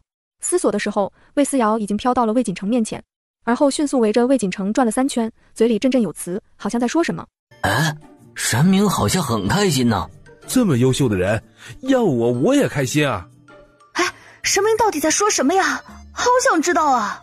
众人议论纷纷，而魏龙也适时开口。神明说，他看到了一个惊世奇才，这少年简直就是千年难得一遇，将来必有大造化。他还说，他想给这个少年磕头，将来甘愿为他驱策。一直不停转圈圈的魏思瑶只想吐槽：我不是，我没说，你瞎说啊！这还不算完，魏龙竟然操控着他起身，这是真的要给某个人磕头了啊！魏思瑶都要疯了，跪天跪地跪他娘，魏锦城算个屁，自己为什么要跪他？总之不跪就是不跪啊！奶团子的反抗情绪瞬间拉满，整个人都挣扎着不想给魏锦城跪下。作为操控者的魏龙显然也察觉到了阻塞，魏龙下意识望过去，也就是这一瞬的松懈，导致魏思瑶完全脱离了魏龙的掌控，别说跪下了，直接跳起来就对着魏锦城拳打脚踢，嘴里还骂着脏话。擦擦，你谁呀？你也配让我跪？休想休想！然他得骂街没一个人能听到，倒是他发疯一般殴打的身影，让所有人看了清楚。这位神明，这是在打人？看出来了，拳打脚踢的。大国师不是说这神明瞧上魏景涵了，还要任由魏景涵去测呢，怎么突然就开始拳打脚踢了？谁知道呢？因为有护阵挡着，影子落下来并没有对魏锦城造成任何伤害，但是侮辱还是很到位的。魏锦城的脸都绿了，此时的魏龙是真的疯掉了，因为他突然发现自己怎么都无法重新掌控，他只能大叫一声：大家小心，这玩意儿突然跑走了，小心别被伤到！大胆小小，敢在皇帝面前作乱，老夫这就送你走！说完又开始掐诀：风雷水火电，急急如律令，走走！魏思瑶，特喵的，你请老娘来的，现在竟然还要赶他走，他还没玩够呢！想着他扭头瞅准柳如云所在的位置，猛地扑了过去，嗷嗷嗷！反正谁都看不到他的脸，看他直接揭开这女人的面纱。大国师救我！柳如云惊叫一声，而这道声音却成功引起了苏子涵的注意。几乎是那一刻，苏子涵便已经确定这个人绝对是柳如云。走走！大国师也惊了，终于直接用佩剑割破了手指，以血为引，终于在马上要碰到柳如云的时候，成功送走了这个神明。当一切都安静下来的时候，魏龙一屁股坐在地上，这位德高望重的大国师脸色煞白，冷汗直流，确定终于把那玩意儿送走，这才长长的松了一口气。果然还是师傅说的对，请神容易送神难啊！魏龙颤巍巍起身，转身便又对上神明望过来的眸子，黑漆漆的满含着怒意，吓得魏龙惨叫一声又坐回去，心道特喵的，竟然还是没有送走吗？这什么玩意儿这么难搞？想着他下意识就要再次举起法器，然再定睛一看，这哪里是什么请来的神明，这不正是八荒阁的小宗主魏思瑶吗？奶娃娃嗖的跑过来，抬起小肉手，狠狠抽了魏龙一耳光。啪的一声脆响传来的时候，所有人都懵了。大胆，竟敢殴打我们大国师！八荒阁，我们大齐是要跟你们讨个说法。气氛倏地紧张起来，淑妃在一边插话道：就不该让这么小的孩子做宗主，这下怕不是要搞成国际矛盾了。思思一定有他的道理。淑妃狠狠翻了个白眼，扭头看向某个小丫头片子，心想：行，本宫就等着看你能搞出什么理由来。你若是说不出个理由来，这事儿没完。就算是发动大齐30万将士，这事儿都没完。吆喝，这都威胁上了，当他魏思瑶怕这个的吗？什么国师，我呸！别以为我看不出来，你那什么神明根本就是受你操控的，你让他做什么，他便做什么，最后那玩意儿不受控制，你只能匆忙把人送走了，对不对？神什么？被操控的？大齐国师手下的徒弟们义愤填膺站出来，怒斥魏思瑶：放肆！你怎么敢如此侮辱我们大国师啊！黄口小儿胆大妄言，等着我们大齐兵临城下吧！几个弟子一个比一个嚣张。你们大国师刚请的是我，根本不是什么神明，难道这还不能证明吗？你，开什么玩笑？好像是啊，刚才那影子、身高、衣着都跟小宗主一样的。而且刚才大国师把神请来的时候，小宗主还真的晕厥过去了呢。对，送走之后便立刻醒了。大国师炸了，自己的能力被人如此质疑，那还了得？他气得跳起来怒道：小丫头片子，你竟然敢如此羞辱我！我请来的都是神明，怎么可能是活生生的人？而且你算是什么东西，都没有修为。那让徐渊和黄玉给你护法，再请一次，敢不敢？有2位出窍期的修士给你护法，想必这次能看清容貌了，你敢不敢来？魏龙犹豫起来，毕竟连他自己都有点动摇。看来你自己也觉得我说的是真的，不然为什么连你这个请神的大国师都不敢再来一回？你就是怕了？胡说八道！魏龙果然被激怒，他虽然怀疑，但内心深处还是觉得不可能。他请来的东西再弱，也不会是没有修为的小丫头片子。那就有劳2位长老了，这就开始吧。若是不是，我不但要让你跪下给老夫道歉，你还得让出八荒宗阁主的位置来，由我推荐的人来做，怎么样？这下所有人都惊了。皇帝心道，不可若是真的输了，岂不是连大周的根基都要赔出去了？好，你若是输了，你就得留下来给我八荒阁干活，咱俩签订契约，你做我魏思瑶的奴隶，怎么样？他做魏思瑶的奴隶？魏龙逗笑了，这干巴丫头真的敢开口，竟然让自己做他一个奶娃娃的奴隶，真是笑死人了。行，小丫头，你就等着把八荒阁输给老夫吧。说完，他便掏出桃木剑继续做法。许渊和黄玉在一边护法，周围所有人都紧张起来，只有齐国的人神情兴奋。此刻最难熬的还是大周的人，尤其是皇帝，他十分担忧，但是又不自觉地相信魏思瑶。皇上，这个败家玩意儿，这是要把您的心血都搭进去啊！够了，闭嘴！够了，闭嘴！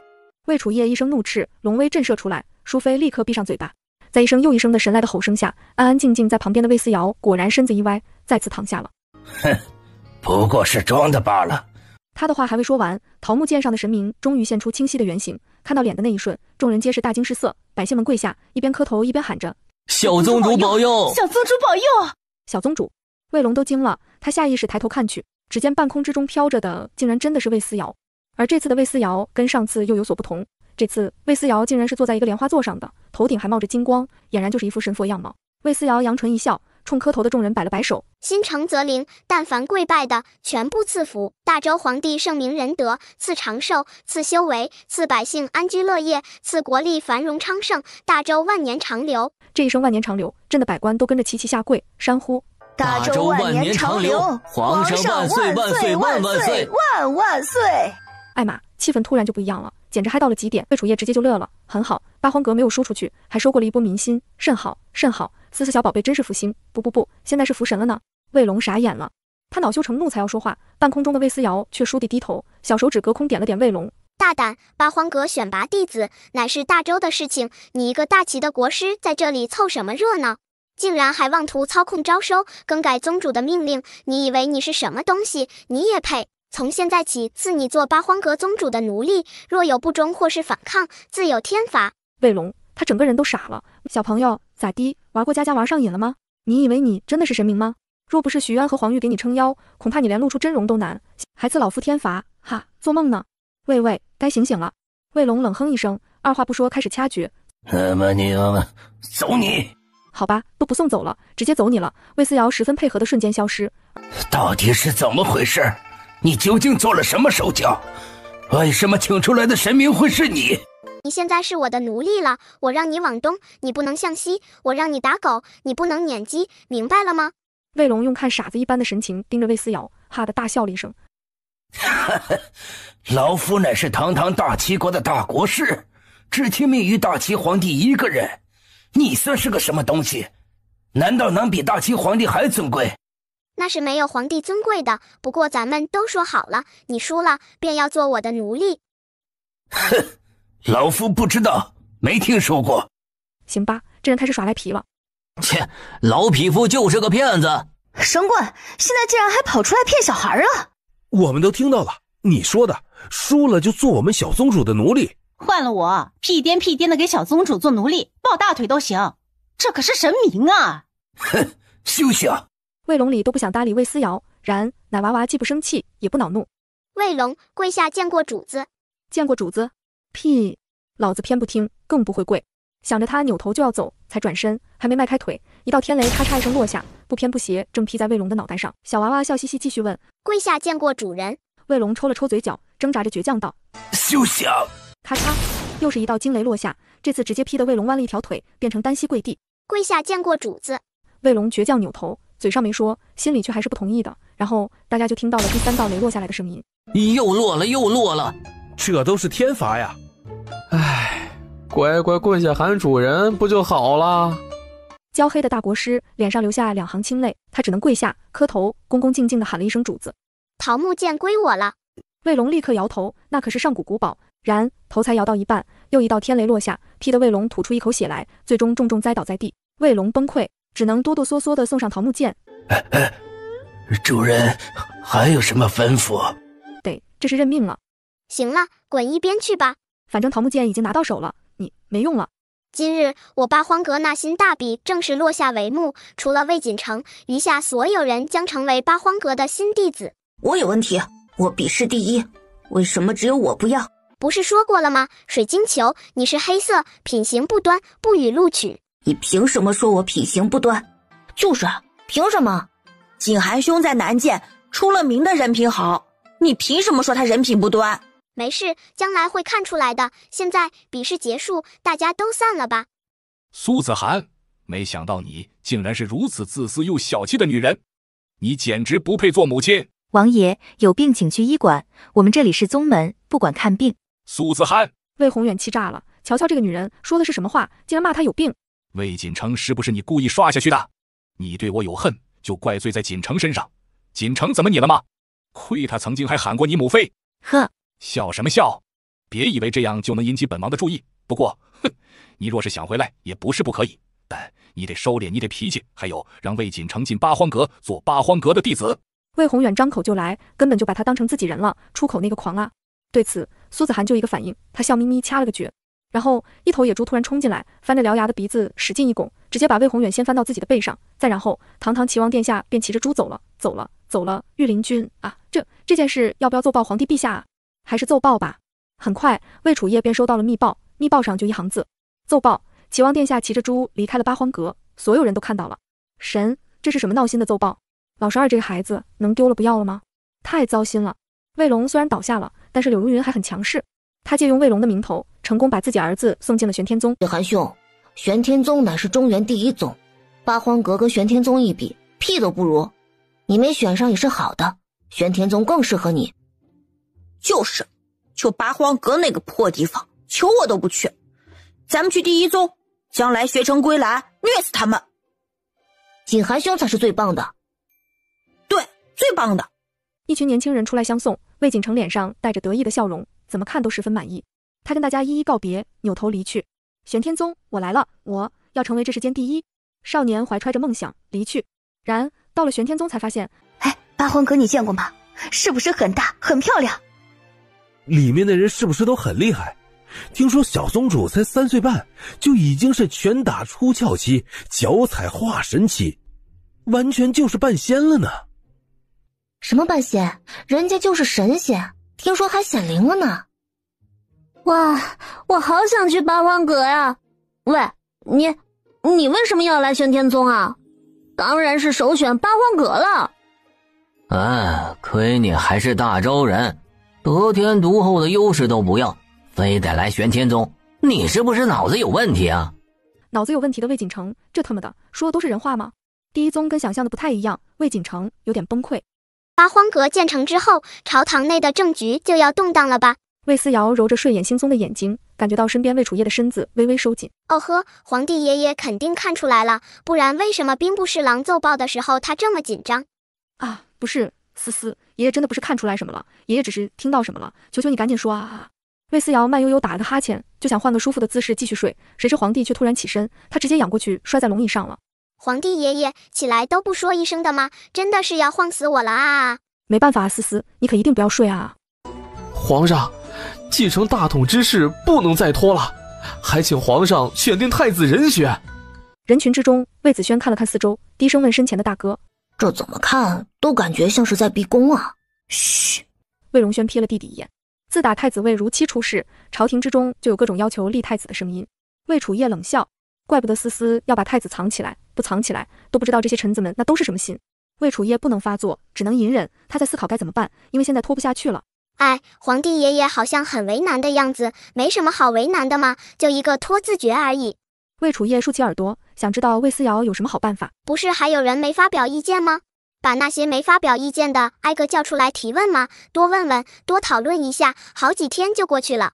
问完了臣子，就问皇子，一个个问下来，又好几天过去了。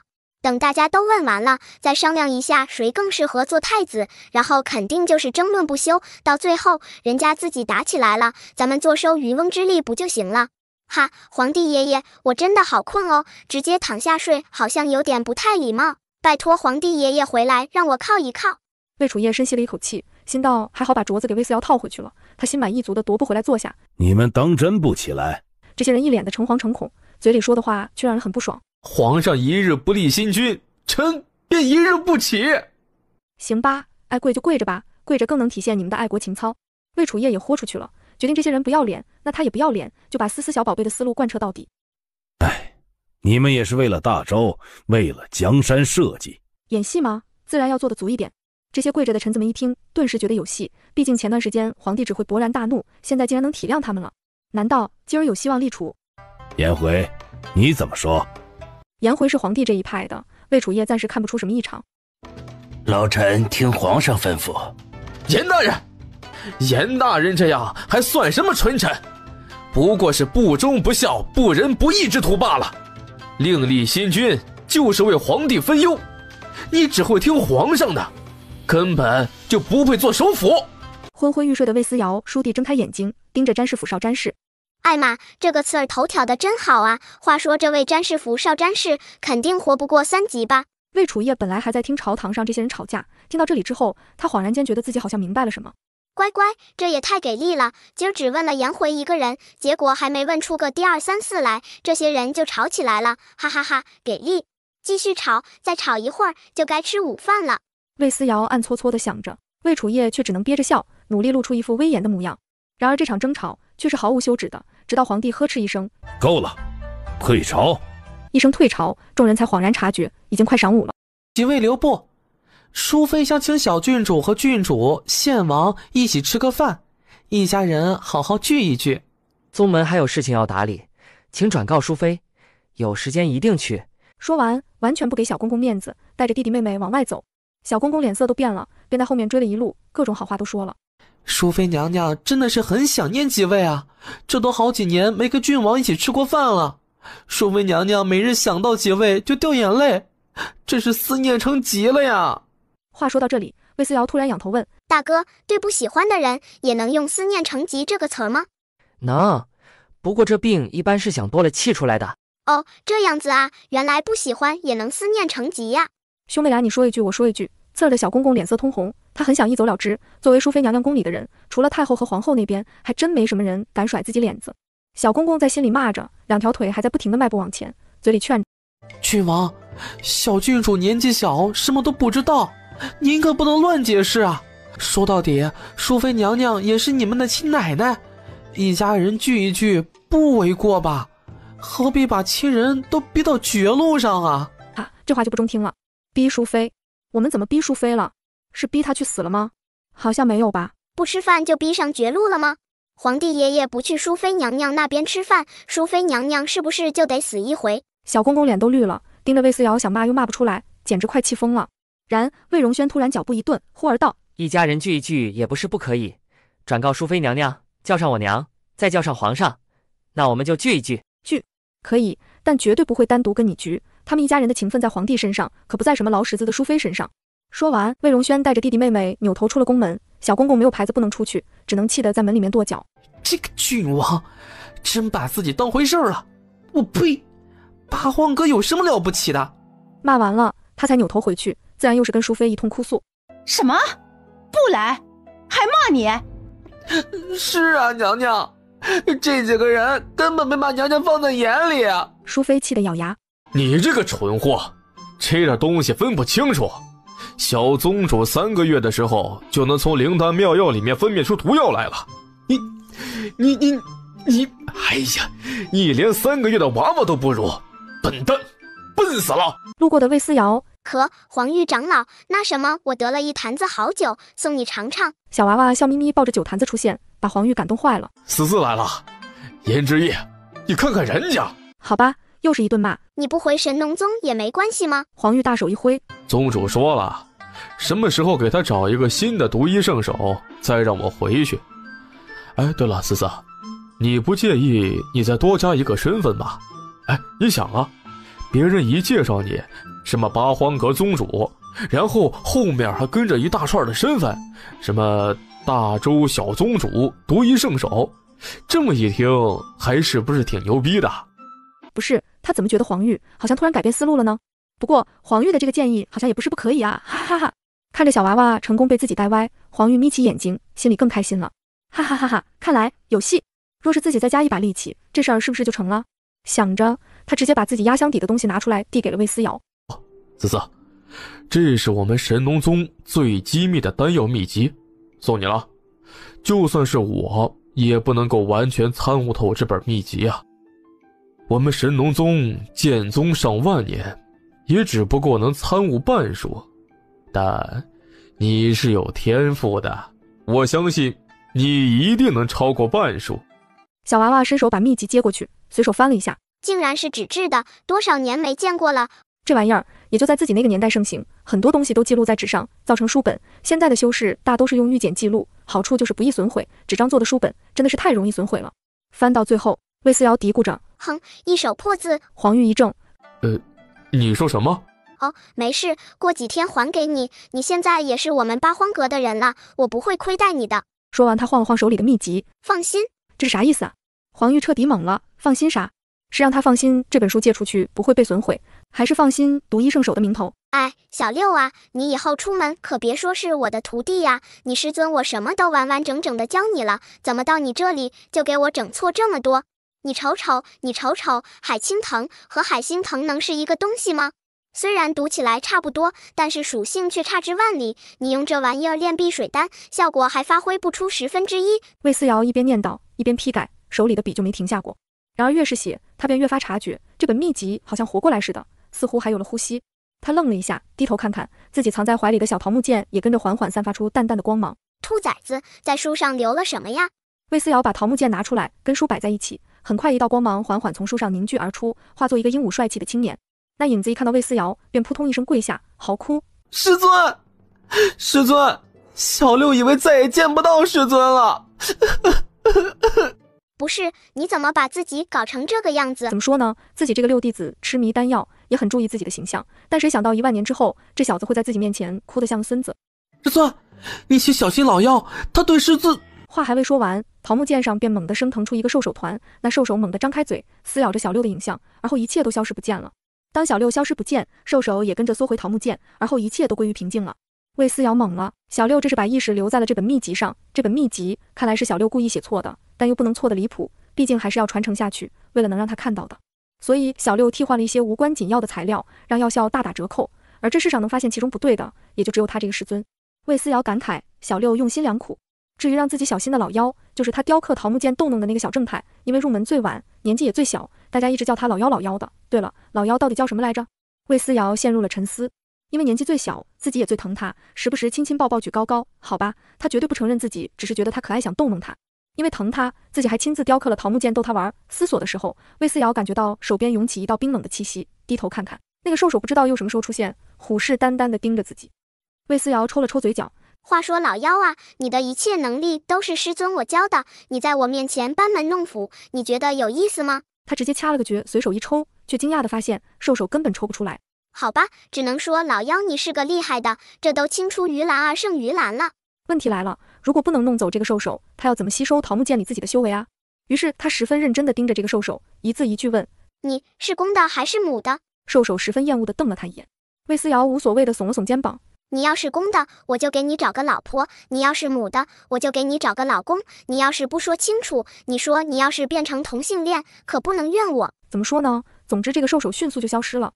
魏思瑶啧了一声，跑得这么快，还想让他给我生一堆小兽手玩呢？我这里什么灵兽都不缺，就缺这样奇幻的玩意儿。小桃木剑彻底没动静了，真的怎么翻开那本秘籍，这把桃木剑都没反应了。魏思瑶算是明白了，为什么自己吸收桃木剑里的力量吸收不回来了，原来还有一道封印在这里，这个兽手就是，而且特喵的还是专门针对自己的。老妖啊，你可真是个孽畜！师尊对你这么好，你弄这么个玩意儿防着我，这种手段其他弟子是弄不出来的，只有老妖这孩子，自己还锻炼了他很久的心性呢，确定最后调教好了，品行不错了，才教授他修行法门的，谁想最后还是教歪了，竟然在他的东西上下封印，让自己连法力都搞不回来。哎，算了，反正这辈子躺平也可以。主子，我想下山一趟。卫龙低着头，他怕魏思瑶不肯让自己走，但谁知这娃娃小手一挥，直接去吧。啊，这么容易？那自己为什么还要纠结害怕这么久？这清单上写的好吃的，记得一样带3份回来。好吃的，哼，孩子就是贪吃，竟然还要3份。当接过单子，卫龙傻了。家人们，谁家的购物清单卷起来比他胳膊还粗？而京城之中很快也有了新的动向，因为詹师府少詹氏真的如魏思瑶所说，没有活过3级。前一晚人还好好的，早晨起来人就嘎了。这件事在京城引起轩然大波，再加上现在正处于百官要求皇帝立储的节骨眼上，顿时也让局势更加紧张。国不可一日无储君呐！一日不立储君，少詹氏这类事情就还会发生。皇上，九龙夺嫡切不可再发生啊！最初的时候，魏楚夜还打着一个拖字诀，谁想这就给人破了。烦，嘴里天天说着要立储君，但是又不推举个人出来，这是要闹死谁吗？旁边魏楚夜听到了，满意的点了点头。那你们推举个人吧。皇上，臣推荐燕王殿下。皇上，臣推荐晋王。皇上，臣推荐齐王。很快，3个派别分化而出，魏楚夜都气笑了，自己还没死呢，这就已经开始站队了。3个，晋王没有子嗣，这样也能继承大统吗？皇上，选新君最重要的还是政绩和德行。晋王到现在以来得到的都是百姓的认可，朝臣的支持，足以见得晋王的人品。即便是现在没有子嗣，将来也会有的，不能以此就拒绝了未来的明君啊。那这样吧，等到下个月1号请神的时候，不妨问问神明，到底谁更适合做太子吧。拖字诀又添上一笔，拖到下个月1号再说。等下了朝，3位王爷走在一起，晋王笑笑，我觉得父王说的对，我没有子嗣，不能继承皇位，还是让给你们弟兄2人吧。说完抱了抱拳，扭头走了。余下燕王和齐王相视一笑。哈哈哈，本王觉得我也没有那个能力，新君之位还是劳烦12弟吧。齐王魏宏远一听，还真的挺了挺胸膛，一副他已经是太子的样子。瞧，6哥觉得他没能力，比不过自己，8哥连个孩子都没有，这么一看，新君的位置绝对就是自己的啊。王爷一定把齐王妃拉拢过来，能不能坐上皇帝之位，就看王爷能不能拉拢来苏子涵了。魏宏远，等等，不是这个没根的老太监说了个啥？魏宏远还美滋滋的等着做了皇上之后继续欺辱苏子涵呢，结果赵公公又跟他提这个。难道我还需要苏子涵的支持吗？赵公公一言难尽地盯着魏宏远，心里总觉得这个魏宏远就算做了皇帝，肯定也不会是什么好皇帝。但是吧，自己又没得选，毕竟这人是淑妃的儿子。现在苏子涵代表的不是他自己了。首先，他身后是汝南苏氏，这一点无需多说。而后，他有3个有能力的孩子。魏荣轩小小年纪已经是金丹期，而且师从徐渊，西北第1宗昆仑宗的长老，第1剑修。可以说，这已经是天花板的战力级别了，所以魏荣轩很重要。乖乖，战力天花板啊！如果这种人跟自己不是一条心，那真的很危险。虽然魏荣轩跟魏宏远是父子关系吧，但是齐王殿下您总是能把一手好牌打成烂牌，好好的儿子都不要，也是没谁了。这好吧，魏荣轩的确很优秀，这点他都无法辩驳，只能说这个儿子丢了，真是自己的损失。另外2个都是菜鸡。魏宏远还想挣扎一下，赵公公叹了口气，继续道。魏子轩虽然比不过魏荣轩，但也只是比不过他而已。魏荣轩太优秀了，又有多少人比得过？王爷是否还记得魏子轩进阶筑基期的天象比锦城公子强得多？魏子轩虽然不是天才，但也是人才，多一个对我们都是助力。那魏思瑶什么能力都没有吧？唉，赵公公的叹息声更大了。难就难在思思小郡主什么能力都没有，还深得皇上喜爱这一点了。皇宫里这么多公主，这么多小郡主，却偏偏喜欢一个什么都没有的魏思瑶，甚至每天早朝还让魏思瑶坐在自己身边。您就没觉得这3个孩子里，您最该拉拢的就是魏思瑶吗？啊，这还真没想过，反而他最容易无视的就是这个魏思瑶了。这丫头真的一无是处啊！看着魏宏远懵逼的脸色，赵公公都快坐不住了。接下来殿下可以直接从思思小郡主这里入手，毕竟她年纪小，好忽悠。怕齐王听不懂，赵公公直接用了忽悠这个词儿。只要魏思瑶愿意唤您一声父王，就算苏子涵再不情愿，也会想办法复合的。到时候汝南苏氏支持殿下，八荒阁支持殿下，那这皇位就跑不了了。赵公公一通分析，魏宏远醍醐灌顶，